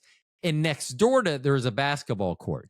So we would play, it's no longer there, but we would play all hours of the night. And they would pull up chairs and watch. Sometimes some of their off duty, they may play or something with us, but we would have good pickup games. So Urban Core, great games. A good thing you got hurt, you had medical attention right there. So that's always a plus. There is also there's a Catholic church on Main Street. I want to say fucking A. 20 something in Maine. I'm sure that church is still there. Anyway, they had an outdoor and we would play. So because the lights just happened to be where the basketball court was, so we'd play. And we were right on Main Street. So you would see cops drive by and they would slow down and kind of see what was going on. Big place that I would play was Parade Park. Parade Park was, so I remember once we had 9, we were looking for a 10th. The guy was walking up towards the corner and we were like, hey, you want to run? And he said, yeah. And it's like, run skins. I guess we'd already, maybe we'd lost I don't know what happened. We were like, run skins. And one thing that I never understood, and it was typically black guys that I would see do this, wear jeans to play basketball. Man, like I grew up like I may post the picture of me and Jeff Desmolshin and our fathers. We wore the short shorts. That's what we wore. And that was 85, 86. I mean, we're talking like 3-inch inseam. They were short. Like you had to wear, unless you just had a tiny little pecker, you had to wear something or you're falling out. Like, yeah. You don't want to, something's keeping that in. You got to hold it because those shorts were short. I think those are coming back. They were short shorts. That's what they were. My name. Let's get to my name. So when I started dating, and this, I would say 100% of the girls. See, and I don't remember any of the girls, honestly. There's a few, but then there's some that I remember that were on, I mean, they said, so I don't know what the percentage was. It was a high percentage that their parents asked this question. When they would say, hey, this Friday or Saturday night, I'm going out with Rodney Martin. They would be like, hold on, is he black? And parents would just, like, is he black? So because that wasn't a thing. Like, so with my name, so my high school, I believe, had around 1,400 students. It was a big high school, 1,400, somewhere in that neighborhood. Well, I thought it was big. Compared to my wife's, it was big. Our graduating class, and we were only 3-year high school until I graduated. The year after I graduated, it rolled into 4-year, but it was only a 3-year up to that point. Don't give that to me if you're not going to give that to an option. Sorry, it came up with echo control, and I tried to push it and said, okay, don't do it. So everyone would ask whether I was black because black was not a thing on the Kansas side of state line, unless you're in Kansas City, Kansas, downtown. But like once you start reaching the suburbs, once you pass, at this point, once you had passed 63rd Street, definitely 75th Street, headed south, that's old money. Then it turns into new money. And those people like now those kids are probably super good at sports because their parents can pay to put them and get them all that. I didn't have that. I had to go to where the games were. So there was actually a book out in the 80s, may still be out, called Have Basketball Will Travel. And it would tell you the best places in each state. And literally, I would go and try to play those places. I would try to test myself against everyone else. You know what the competition's like here? Well, I'm here, aren't I? I came from Kansas for this. So let's see what it's like. Oh, yeah. Other places. I mean, you would find, you would find community centers would be different depending on where they're located. Courts would be different on their location. Oh, I didn't finish Parade Park. So this guy's playing in his jeans. I know my stories. Get over it. So this guy comes walking up. We're like, we need one. Do you want to run? He's like, yeah. You run skins. Sure. So I'm going to guard this guy. Probably whatever the reason is, I'm going to guard this guy. It's already, as he's walking up, we know this is where this is going to go. So he takes his shirt off and then he pulls his gun out of his waistband, wraps in his shirt and sets it on the sideline. So I remember we're playing and I drive the hole on this guy and he hacks the fucking shit out of me. I mean, my arm's probably like swinging, like it's broken. And he hacks the shit out of me. And ball goes out of bounds. I turn around and go down. He goes, wasn't that a foul? And I was like, no. And he goes, that was a foul. I go, I didn't call it, did I? So here's the deal I found out. And I kind of adopted this rule when I played against this guy. If you know that they have on their person or near their person a handgun or any type of weapon, calling a foul on them may not be the most prudent thing to do. You know what? I'll let that go. Like, I was not fouling him either.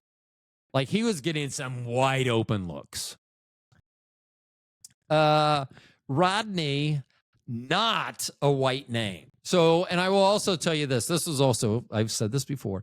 So I would go on a date with a black girl and they'd be like, hey, I'm going out with Rodney Martin, blah, blah, blah. So then the dad would open the door on Friday or Saturday night and you could see it in their face. They were not expecting. Imagine this with hair. Like, it would almost be like imagining Bob Marley with no hair. Imagine me with this probably long, feathered, very nice upper middle class haircut is what I had going on. They were not expecting that either. So that's when I found out that my name. So in my high school, 1,400 students, whatever. I'm pretty sure we had 600 in our graduating class because I graduated 4 something. I wish I would have graduated 420. You know what? You don't know. I graduated 420th in my class. 2.09. God, we haven't even got to high school yet. Fuck me. Sports. Fuck. See, I get sidetracked by all these different notes. Okay, so my high school. I was talking about my name being a black name. Now, this is not a scientific poll. This is not a Gallup poll. This is not done by the Pew Research Company. This is just me. So at my high school, a 3-year high school, we had 3 black guys. One, oh my God, this Keith Crane. And why do I go, Keith Crane? So Keith Crane, I met Keith in junior high. We went to separate elementary schools at Norwood. That's when we came together. Keith wore a gold necklace, chain, if you will, and it had a Playboy bunny on it. And I think when he already got to junior high, 7th grade, 1979, he was already Playboy Crane. Like, you have a nickname for life in 7th grade. That is amazing. Like, I hope Keith Crane is kicking it and living well, and he better still be Playboy Crane. So anyway, that was one, and he was in my class. Keith Playboy Crane. Then we have Earl Riley. Now, was Earl as cool as Keith? Yeah. Loved Earl. Earl didn't have, I don't remember Earl having a super cool nickname like Playboy. He could have. I don't know. I don't remember it. So we have Keith Playboy Crane, black person number 1. There was Earl Riley, my class 2, black person number 2. Now, could I be forgetting some? I could. I doubt it. I mean, when you have 3 black people in a sea of white people, they're going to stand out. So I could look it up and see there could be more than 3. And the third one was not in my class. So when I was a sophomore, this person was a senior. He went on to, he played his college ball at USC. He came in second in the Heisman Trophy trophy voting one year. He played for the Detroit Lions. That's who he was drafted by and played for. I think took them to the playoffs. He married Holly Robinson. Pete is her name. He married Holly Robinson, which I remember from the original 21 Jump Street with Johnny Depp and Dom DeLuise's son. I don't know his name. And Holly Robinson, Pete, and she married a Pete that I went to high school with, a senior, and his name, Rodney Pete. So out of the three guys, I can't do three with that name. Out of the three guys that were black that went to my high school during my tenure, my presence at high school, 33% of them were named Rodney. Okay. So, like, once again, not a scientific poll, but think about that. If 33% of all black people are named Rodney, then I understand why parents, both white and black, had their preconceptions about the name Rodney.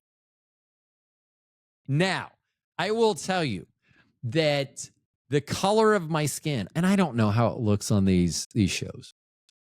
I don't know how my lighting and stuff is. I'm fairly tan. I like being confused for a lot of things.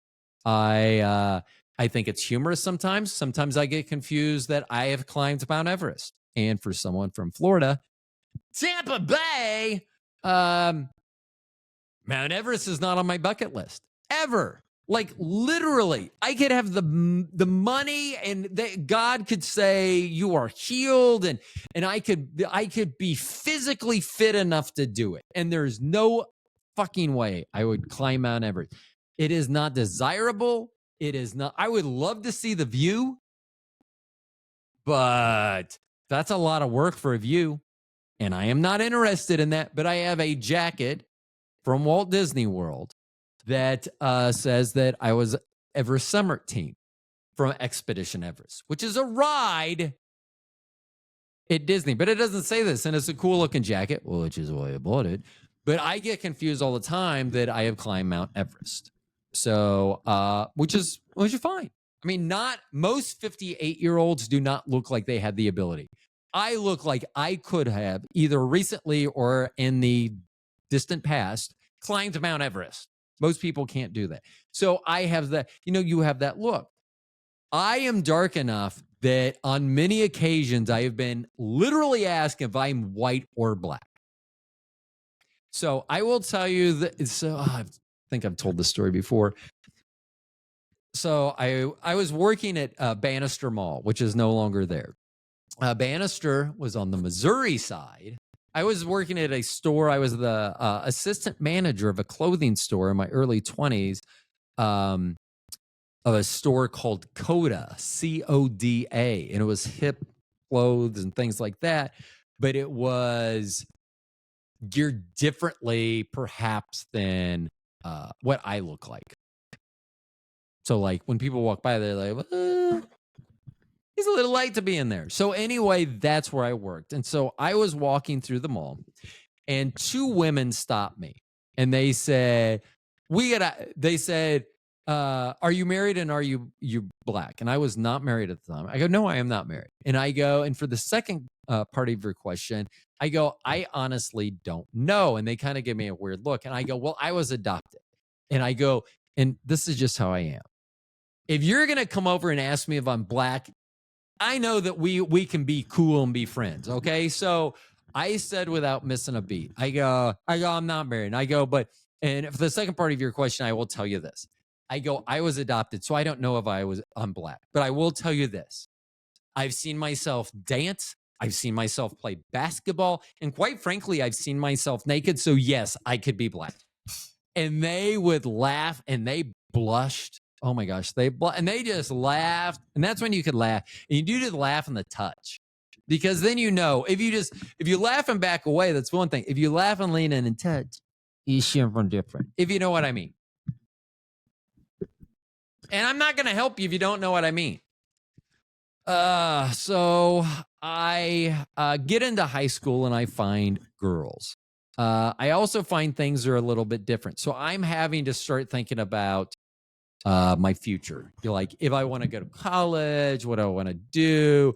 What type of skills do I want to acquire? And when I was in high school, I found that I learned many more skills that were proved useful than others of my age. And that was because during high school, I skipped school a lot. So here's one thing about skipping school is when you write a note, and that's used to be how it would be. When you write a note, you got to write the very first one. Okay. That way it's always your handwriting. They never guess it. I've always had very good penmanship. My mom has very good penmanship. So it was very easy for me to mimic. She is very deliberate in her writing. I'm fine. But the more deliberate you make it, the more consistency it has, the easier it is to duplicate. So that was very easy. I skipped a lot of school. And the thing about skipping school is I learned how to tell lies. And you can say, is that, yeah, that is a good talent. And people, I don't lie. Yeah, you do. I don't lie. Did the lights go out? We turned the lights off. It wasn't the storm. This is a very expensive Barbie. Sometimes you got to tell lies. So I was telling lies to get out of school and go on. Then I found out I could just really skip. Like I would skip and then I would see that teacher and go, sorry, I had to do some stuff out of school. And they're like, okay. And as an athlete, as a star athlete, often your punishments may be deferred or even ignored, or so you think. So my senior year, I skipped a shitload of school because once again, I found out C's get degrees. So back then, every state school had to accept you. So I was in Kansas, University of Kansas, K-State, I think Wichita State, maybe Fort Hays State. They all had to take me because I was a resident. I think that has changed. I don't think that is any longer the case anymore. So you could also, if you listen to Scott Galloway, economist, and we're about the same age, I think he says that he graduated UCLA with less than a 3 and still got into grad school, I think, at Stanford. That wouldn't happen now. I mean, to get into grad school at Stanford, you're probably going to have 4.0 and a lot of extracurriculars, honestly, which is whatever, fine. So anyway, I found out that C's got degrees. So I graduated high school with a 2.09. There was a point in there, 2.09. Could I round up and say 2.1? I could, but on my transcripts, it was very explicit that it said 2.09. You know who graduated? This guy. So here's the deal. Back then, teachers used to give us a syllabus at the beginning of the class, start of the year, whatever semester. And he would always say, sorry, I can never tell if my nose is running. They would tell you like your tests are worth 70% of your grade or 60% of your grade or 50. Well, here's the deal. As a guy who loves math, not as much as John, no H slacking, but for someone that loves math and was very good at math, I could calculate very easily what I needed to do.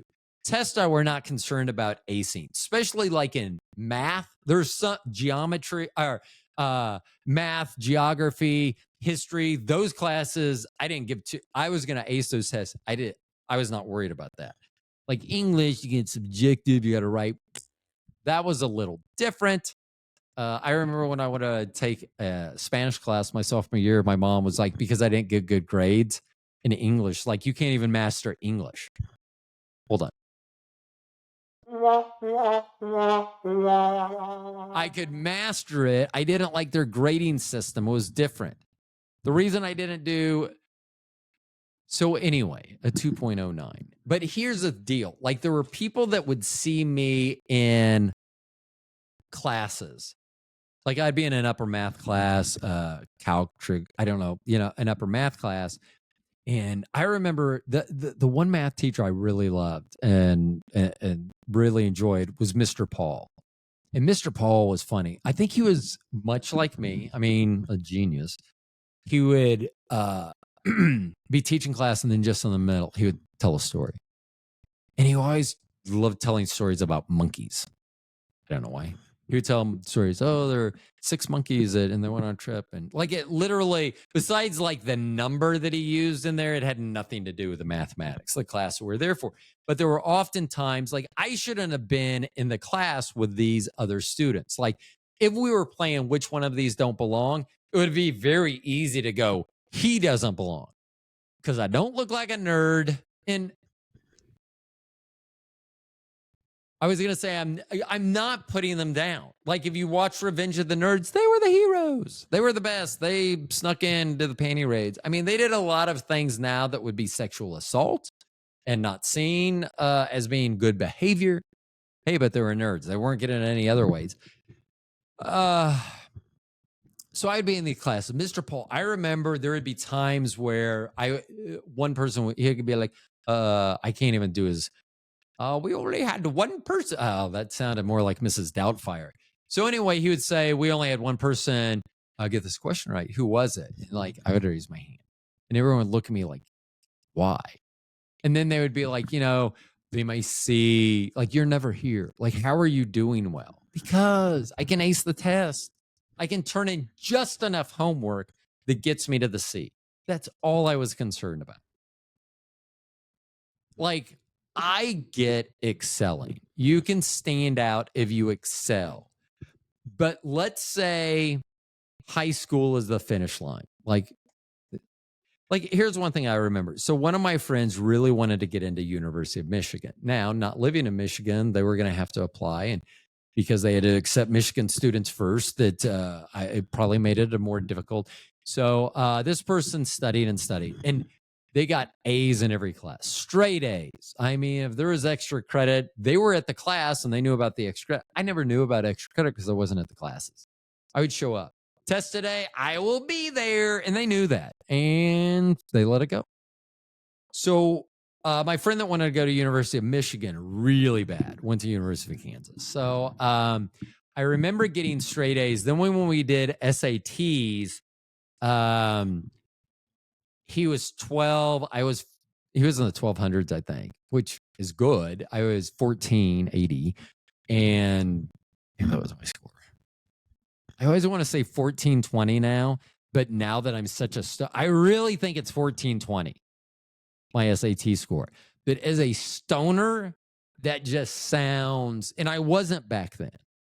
So I'm going to say 1480. Could I say lower 13 something? Yeah, but I knew it was in the 14s. So let's say 1410, 1400 to 1200.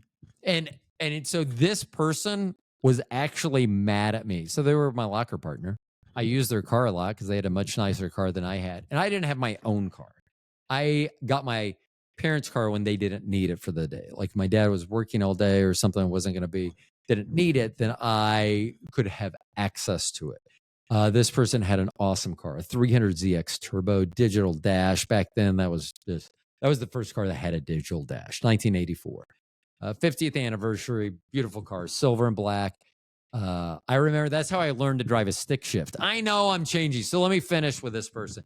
So they were actually mad at me because I was a C student. They were an A student, but I got better on the SATs. That's not what it's about, okay? I already had the knowledge. The knowledge wasn't from doing, I get it. So here's the thing I often say. Geniuses start off at 5 on, when you're going to 10, they'll start at 5. Most people have to start at 1. Can we fail at some things because we need 1 through 5? Yes. Or 1 through 4? Yeah. But very, very often we just already know so we can start ahead of you. I'm sorry that I got a better score on the SAT than you did. But that changed. That did change the dynamics of our relationship. In fact, I found out where he worked as an adult once, and I just happened to be driving by, and I stopped by, and he was CEO. Stopped by. They're like, oh, yeah. It's like, hey, yeah. And I go, I just, high school buddy. And so I was like, and they like called through, and they're like, oh, he has a meeting coming up in a bit, so he's not going to be able to come out. Like, oh, wow, he's still mad about the SAT. Well, I hope you're enjoying your degree from KU and not Michigan. Anywho, anyhow, anyway, I dated a lot. Okay, so having the I just said what I wrote down here was being prolific. I skipped most of my senior year, which I've already mentioned. I learned a lot of things while I was skipping. Like we still had, I think it was called truancy officers. So you had to be aware that you would see a cop. Now, the benefit that I had, I always looked older than I was buying cigarettes for my sister when I was in elementary school and she was in early junior high. I don't know which part of that story, me buying the cigarettes for her, someone selling them to like a fifth grader or a seventh grader smoking them. I don't know which one of the part of that story is probably more challenging to one's head, but they probably all are now. I used to go back there, and I could not pronounce Marlboro for whatever. Marlboro. Still can't pronounce it. Marlboro. I couldn't pronounce that. So I would just go in, I want those. And like, why wouldn't someone, an adult, and I would assume, and actually it could have been, I don't know, it could have been like a teenage kid and not giving a shit. I'll just sell them to you. I don't think that they didn't card you for fuck sure. I mean, I'm pretty sure when I was buying them, you could still drink and drive. Like everyone's like, oh, that's always been illegal. No, that's been illegal since like the late 70s or early 80s. You can look. There are a lot of people that hated the government. I can't just get off work and crack one open and drink it on the way home. What's this world coming to? Go to YouTube, look it up. You can find people that were pissed that they couldn't crack one open on the way home. I love the world back then. Let's see. What else about my high school? So we're already past 2 hours. I am not going to go on to the other two sections for you today. At least I have my next two shows written. No, I don't. Because I'm cutting one of those out.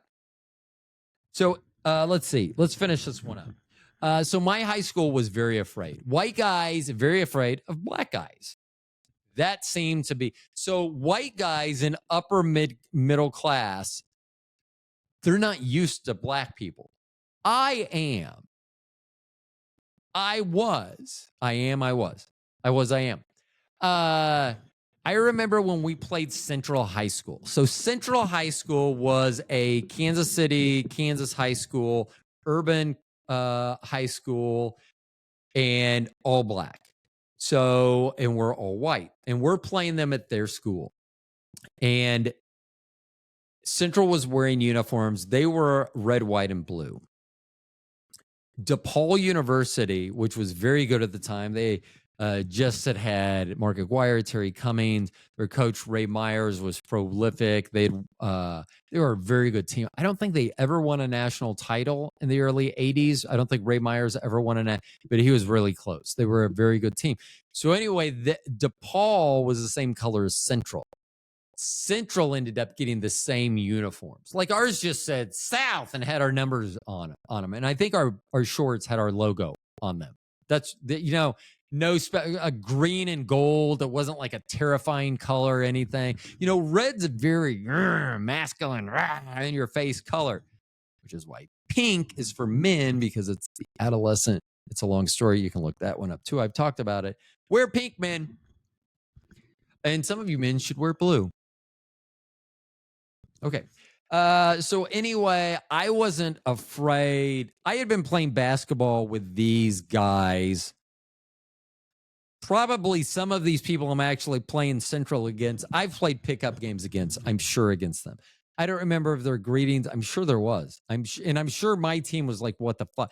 Because they're looking at this other team and all they see are black guys in DePaul uniforms. And they're thinking they're going to be DePaul. And I don't remember. So this must have been game 1 or 2 because it was a game that I played. I wish I could find my senior yearbook because I'm almost positive I have the schedule in it.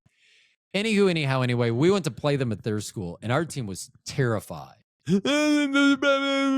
Already crying. They've already lost. So fucking horrible mentality.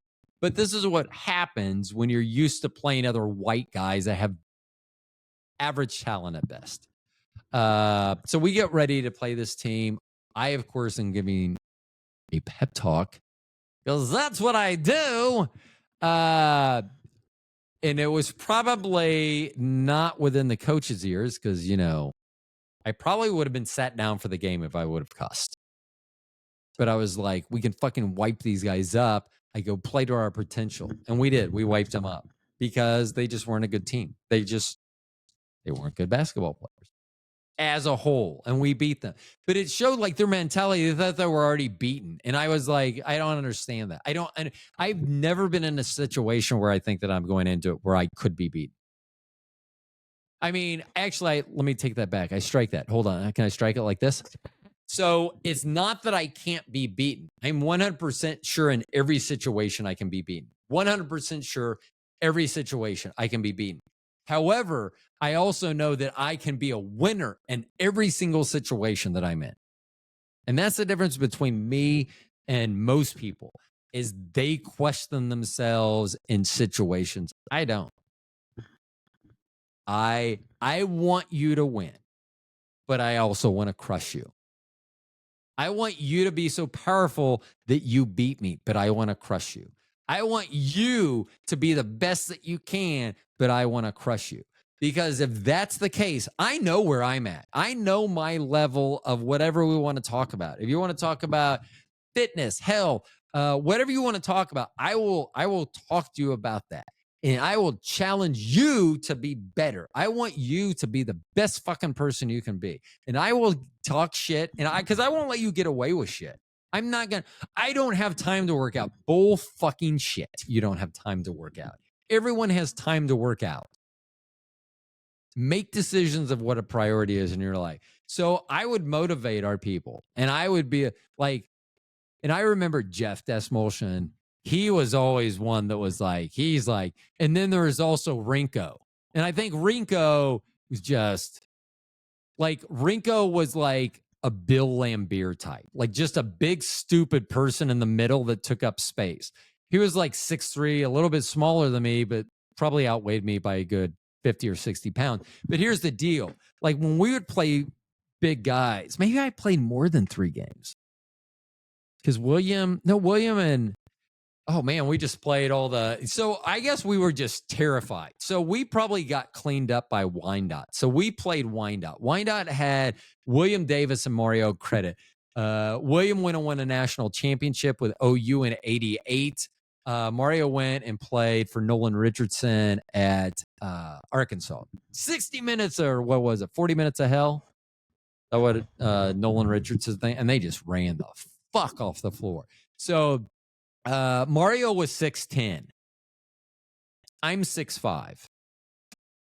Mario was very thin. It was easy. Mario, to me, as I remember, at least in high school, did not like as much physical contact.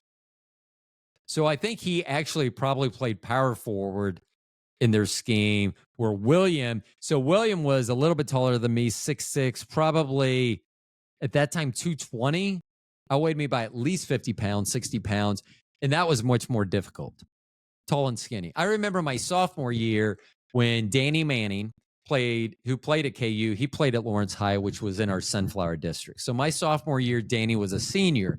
And I remember when he came and he played at our school, which is gymnasium is packed. So Danny Manning's dad went to coach at KU. Partially, everyone said, oh, Larry Brown hired his dad so that he would go to KU, which he did. Ended up being the number 1 draft pick by the Los Angeles Clippers. Had a really bad knee injury his rookie year. And I think he coaches now. I think he coached at Wake Forest and stuff. Anyway, when Danny was a senior, I was a sophomore. So I had to guard him because the reason I didn't play my sophomore year is Coach Sexton were tall guys are centers, medium-sized guys are forwards, small guys are guards. Well, he did win a state championship a few years after I left with Greg Gurley. I remember Berman on ESPN would always call him Gurley Man. But he won a championship. But that's when the small guys were guards, the medium guys were forwards, and the tall guys were centers. It just happened to work out for him. I mean, he coached for like 30 years and won at least one championship and maybe another before we're there. A very well-known coach and very sought out, but he only won. But that scheme fit him. Well, the problem my senior year was that I was probably the best ball handler on the team, but I was also the tallest person. So that made me a center. Now, our guard, Kyle, our point guard, he was very good at a lot of things. Running the floor, doing a lot of things. He had no left hand. Not like physically didn't have a left hand, and not like me, I can't use my right hand. He couldn't use it. Well, I guess he couldn't. He couldn't. If he dribbled to his left, if he went to his left, he was still dribbling with his right hand, which is not what you should do. And not all the time. I don't want it to sound like there's a reason that he made varsity and everything. He was a great point guard. If I was guarding in a pickup game, I would just shift over to his right, my left, and not let him go that way. And then I'd take the ball from him. And then I would go down and dunk. Anyway, a lot of I remember, I finished the story about Danny Manning. So he's playing at Lawrence. At the end of the game, I am all stoked because I'm like, I shut that fucker down. I'm like, yeah, we lost, but I'm like, I shut him down. Like the stands are packed. There's a media there. There's all this shit going on because of Danny Manning, all this stuff that doesn't go on any other game. And I'm like, I shut him down. And then I think he had 27 points. So the whole reason I thought I shut him down is he didn't dunk on me. So he is like 6'10", 6'11". So he's a half a foot taller than me. And so I was just making dunk. I mean, could I block shots and things? Yeah. Yeah, I could be a dick. Yeah. Since we're talking sports and me being a dick. So I thought that was going to happen. And I've played against a lot of good guys. So I remember, and I'm almost sure this was election night. 2000, when Bush Gore was going on. I was playing at Prairie Life off 95th and Metcalf, just off Barkley, I think it is. So just east of Metcalf. And I think it's something else. I'm sure it's something else now, but Prairie Life, they had a gym there. And I belonged, and I was playing a pickup game there. And I just remember people watching the TV that night, and that's why I remember. Anyway, Chris Weems, and I don't know where he played locally, but he ended up leaving when he graduated from his high school in Kansas City. He went to play at Stanford and played with Stanford in the 98 Final Four in San Antonio. I may or may not be right about that. I've had a stroke. I don't know. Most of that's correct. I know Chris Williams played there. I played. They didn't win the national championship, but played in the Final Four when he was there. Anyway, a couple years later, 2000, we are playing. He's back in Kansas City, which I think he's an assistant coach with Golden State now. So if someone can ask him to recall this story, that would be great. I'm sure he remembers it. So anyway, Chris, opposite team. We're, of course, guarding each other, whatever. He gets a ball either on a rebound, and he's just going, or he gets an outlet.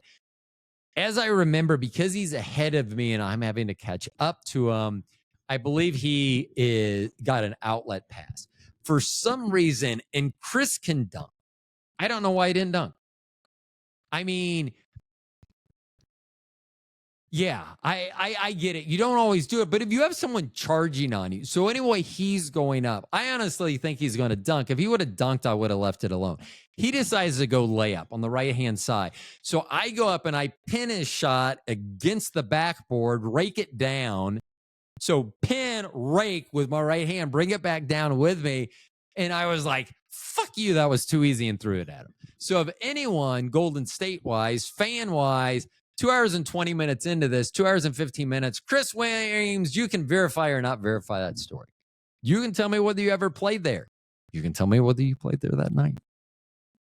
So anyway, yeah. So don't fucking do that. Don't get lazy. Like, don't, like, if you're not a good basketball player and you like may be able to dunk or may not be able to, that's fine. Go for the easy layup or whatever.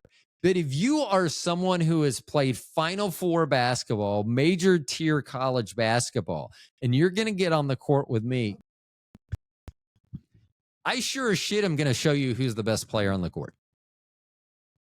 And you know what? That's fine.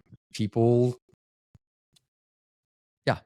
So I don't have a problem with anyone. If anyone ever saw me play basketball, and there's still people there. It's funny. So when I was the Nikon rep at Best Buy, Angel, who I used to play with, he ended up coming in and being the tech support for all the stuff that we didn't own. Like if Apple, maybe not Apple, but if someone had something there, he would come in and fix the displays and things like that. But Angel, so like Angel is like, he would be like, oh yeah.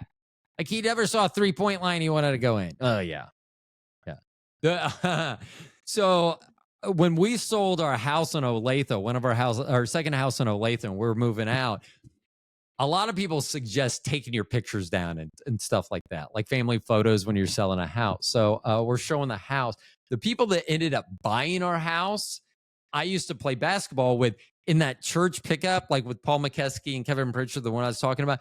He ended up buying it. And I actually remember the guy because one night when we were playing, and I had stopped playing by the time he had bought our house. I had knee replacement that time and stopped playing basketball. But when I used to play, he guarded me one night, and I would back up from the 3-point line. I just keep backing up. And I remember one time, and I was a fucking dick. I am a dick. I want you guys to understand that and know that I am well aware of that, and I'm all right with that knowledge. And if it's true, I'm also fine with that as well. But I backed up, and he's like, I am not guarding you that far away. So as I am in my release, my beautiful release, I go, you should. And I turned around. So a lot of people, this is how cocky I was playing basketball. So a lot of people, when you would play, you'd put up a shot and you go, miss, because you know the ball was off. So you're basically alerting your teammates there's going to be a rebound. I never had to yell miss. I'd always, as soon as I'd release, I'd be like, in. I was cocky as shit. Oh, yeah. Yeah. I wish I could still do that. Like, I miss that. So that's where it's going to transition into another show of ours. So as I'm in high school and everything, and I have sports, and I start transitioning out of sports in high school, I find out, hey, I'm smart. You know, I test now that we're doing all these standardized testing. We had to take ACT and SAT. I mean, all this stuff was showing me. So that was the strange thing. So I got a 33 on my ACT. Excuse me. I got a 32 on my ACT. Trinity got one more than me. So now I'm in my head, my stroke head. Anyway, I had a good score in that. I had my 1410 on my SAT. And that was like, but that's what led my parents. Like, so when I was looking at out of state schools, they didn't want to do that because they'd have to pay out of state tuition because they thought, oh, he's dumb. He's graduating with a 2.09. Okay. Well, you know what? Schools would also look at that. And sometimes they actually have interviews for schools, you know, hey, could you explain something for me? Yeah, I certainly can. So I'm learning that, that I cut a very wide path. So my presence is big. Like I say, I was thinking about this. I want to look up. I think a door frame in America, at least, is 6'8". I'm not 100% positive of that. When I stand in a door frame and do this, I'm thinking that's about 3 inches. It could be, I mean, my fingers are fairly close together. It could be 6'6". I guess I could look that up. Actually, let's do that right now. Let's see what's happening. What is the standard door frame height? 6 feet 8 inches tall. God, see, this is what my intelligence. I am so smart. Oh, God.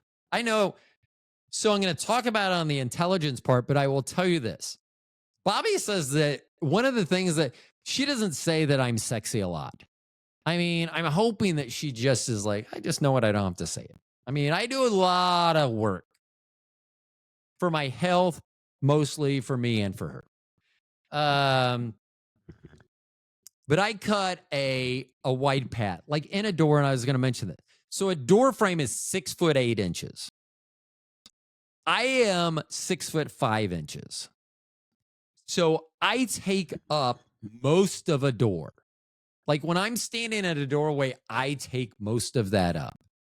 There are a lot of people that don't. So I cut a wide path physically. I was gifted sports-wise. I was gifted physically, always being a presence and things like that. So I was starting to learn that I cut a very wide path. I should have asked Hi. So I did. So Hi was over yesterday, God, or 2 days ago. I love the fact that he came by to see me. I absolutely love that. This weekend, Bobby was out of town. I had 3 friends over. Hi came over. Chris came over from Best Buy. We watched the movie Bats, which we always enjoy. And then Derek came over. And it was so much fun. I haven't been seeing a lot of people because I had a stroke. And so that was a lot of fun. But I know that being my friend or being married to me is very difficult. I know that I cut a very wide path. I am very loud.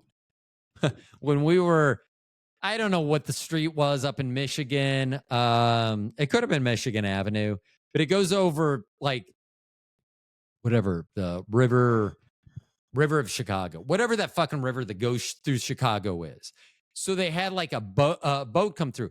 I had just taken a picture of Bobby and Mo and Trinity. So we're in Chicago. Trinity's going to school there. We're all up visiting her. So I take this picture. We're on this, and you can see in the background of the picture, there is a boat coming that is full of people going down for a tour here on the river.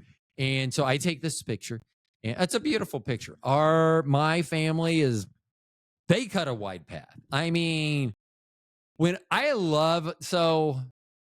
don't care. I know how guys can be.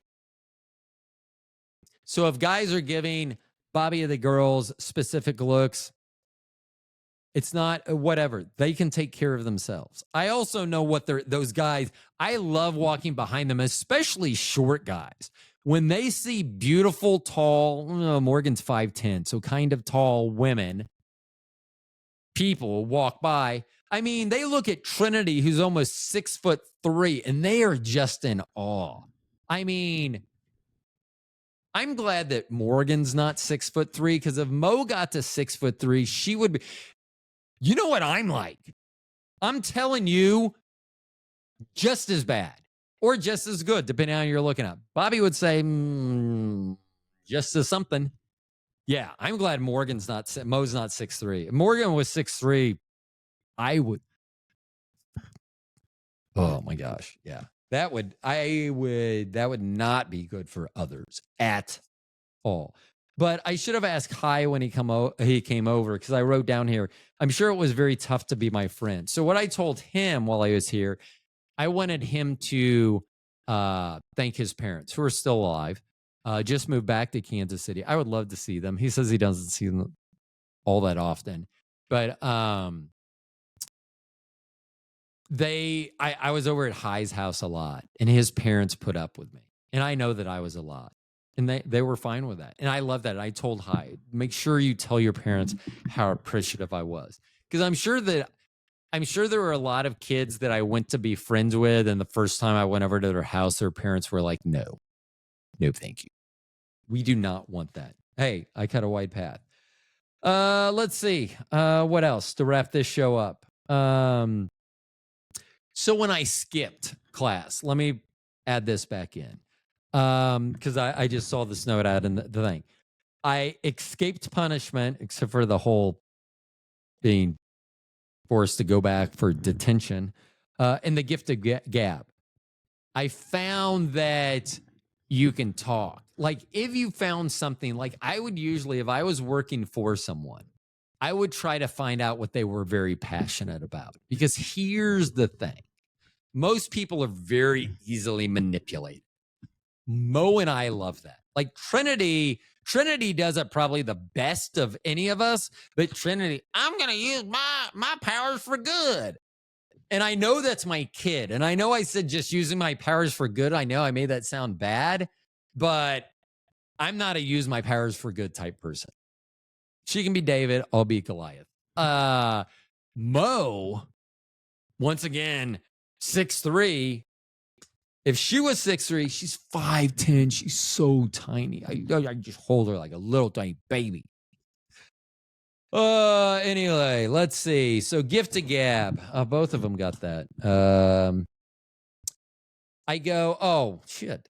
I go, the whole thing was, I am sure that it was tough to be my friend, and then the carnage. Yeah, I did. I cut a very wide path. I need to ask Hi, how was it to be my friend? What was it like? Let's see. The next episode, which we've actually cut down. So I actually had the next episode being post high school until Bobby, and then Bobby. And then the fourth episode from this 8-hour, oh my God, extravaganza is going to be intelligent. But I'm getting rid of the post high school with Bobby. So the next episode will either just be Bobby, which I've had a lot of episodes about her, or it's going to be intelligent. So we'll find that out. I mean, just wrap this up with intelligence, because I had post high school until Bobby. There was a lot that I could go through there. But here's what I'm going to do when I could change my mind. Now, I am not saying that I am like Jesus, but I would say that, like Jesus, maybe we shouldn't talk about a 20 plus year period of my life. Maybe not 20, 15 years. Let's just say, so yes, I am saying I'm like Jesus. Yeah. So like Jesus, let's just, from like high school until I meet Bobby, about then, there's nothing. Like there is no reference or anything. And then I started. So it's like, it's almost like, it's not. Let's see. Because I've already touched on a little bit. I was just looking at the post high school. I go, black women. And then I put always. Even now. Okay. So we went to, even when we go to a club. So Bobby is 6'1". A lot of times she wears flats, especially if we're going out like to a club or something. She wants something comfortable. And sometimes she'll wear something with a little bit of a heel. So anyway, we go to a club. There's a group of very tall women, like 5'10" and above, and a couple of them taller than Bobby, dancing, and they're black women. And Bobby starts dancing with them as well. So they're all out in a group and they're dancing. They're having a great time. Sometimes I would go out and join the group and dance. But at the end of the night, we're standing at the bar. We're getting ready to leave. Bobby and I, and the group is there. And one of the girls asked Bobby whether it's okay whether they kiss me. And she said yes. Okay. Pimp me out, baby. Pimp me out. So I pointed to my cheek. So I heard what was going on. I'm not kissing the girl goodnight. She can kiss me on the cheek. She wanted to kiss me goodnight. Cheek. You can have my cheek. I'm not kissing someone other than my wife on the lips. So you get the cheek. But here's the deal. Black woman. I mean, I'm sorry. That's just kind of how it happened. And I don't know why. I have a wonderfully mocha skin throughout most of the year. So there is a woman that we know that we very much like. And she told me one day, she goes, I love the color of your skin. I was like, oh, thanks. Same exact color as her daughter's. So I'm going to say I get it and I like it. I like literally, and I've said this before, everyone that knew me up until the time I met Bobby would be amazed that I ended up with a white girl. And I'm going to say this also. Bobby is not as white as she thinks she is. Like, she thinks that she is this cornbread eating girl from outside of Wichita. Wears a cowboy hat and does all this. She is that. She is 100% that. But she's also a basketball player and a good basketball player. She played college ball. She is not as white as she thinks. So like when people are like, oh, you married a white girl, I never thought that would happen. I didn't marry as white as you think I married. I mean, does she get as dark as me? No. No one's ever confusing her for black. Even when she had her afro phase back in the like 6th grade, like no one said, oh, she has an afro, she's black. No. It was not that type of afro. It was an afro and it was natural, but it was something. I mean, you know how, like, you don't look at a sheep and say that sheep has an afro. That's what she had. So she didn't have an afro, she had sheep hair. I don't think that's any better. Let's see. So what else? Life is great. I'm going to do the post high school real quick because I'm going to touch over because I'm going to skip most of it. Life was great. I went clubbing at least 3 days a week, and it seemed like I had 10 days, and every week it did seem like I had a lot. I did a lot. I was in and out of groups that you wouldn't expect that I would be in and out of. I was doing things that even the bestest of my friends don't have any idea what was going on, what my job was, what it was, like a video store that seems like it's barely hanging on with one employee that stays open for years. Almost seems like it'd be a front. Hold on. Oh, no, that's not the right one. Hold on. Nope. I don't know the. What is that sound? Oh, no. Yeah. Oh, that is not for someone who is stroke. So yeah, there were a lot of things that. Yeah, we'll leave it at that. So anyway, I don't need to talk about my post high school because from the age of 18 when I graduated until the age of 27 when I met Bobby, there was nothing. It was blank, just like Jesus. That part of my life, we don't need to write down, which means I need to cross a whole bunch of stuff out. So the next episode, I don't think it's going to be about Bobby. I talk about her enough. I love her. Thank you, Bobby. That's what I wrote down. Would I have wanted to know I was about to meet Bobby the night she met her? Bobby says I wouldn't have walked in. I definitely would have walked in. I mean, like, that's what I don't understand. Like, she's like, oh, you probably would have not come that night. What are you talking about? You're the best thing that's ever fucking happened to me. Like, why did you not call me? Like, I lived with Kristen for a month before she was like, oh, there's a 6 foot. The night I met Bobby, the question was, is there any girls up there I would be interested in meeting? And she goes, there's a 6'1" girl, blonde girl that I think you'd be interested in. And I went, why did you not say that a month earlier, Kristen? I would have done it. Like, I don't understand why Bobby, like, if I would have met Bobby when I was 18 and she was 11, I don't know how we would have made it work. Like, if I could go back in time, imagine you went back in time and then you're so much older than your spouse and you have to watch and wait for them. Come on. Would you go to prom already? I mean, yeah. So I feel bad for Bobby. Oh, I actually wrote that. I feel bad that I didn't. Oh, better prepare myself for the future.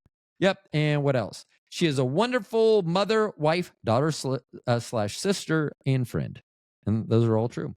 Okay, so I've done that. Man, I ran through. So I talked a lot about sports in high school. Post high school, nothing to talk about. Once again, like Jesus, nothing to talk about for a few years in my life. And then I met Bobby. Thank you, Bobby. And that's probably the biggest thing to take away from this story. I found someone I loved. I am so glad. Hopefully she doesn't leave me someday.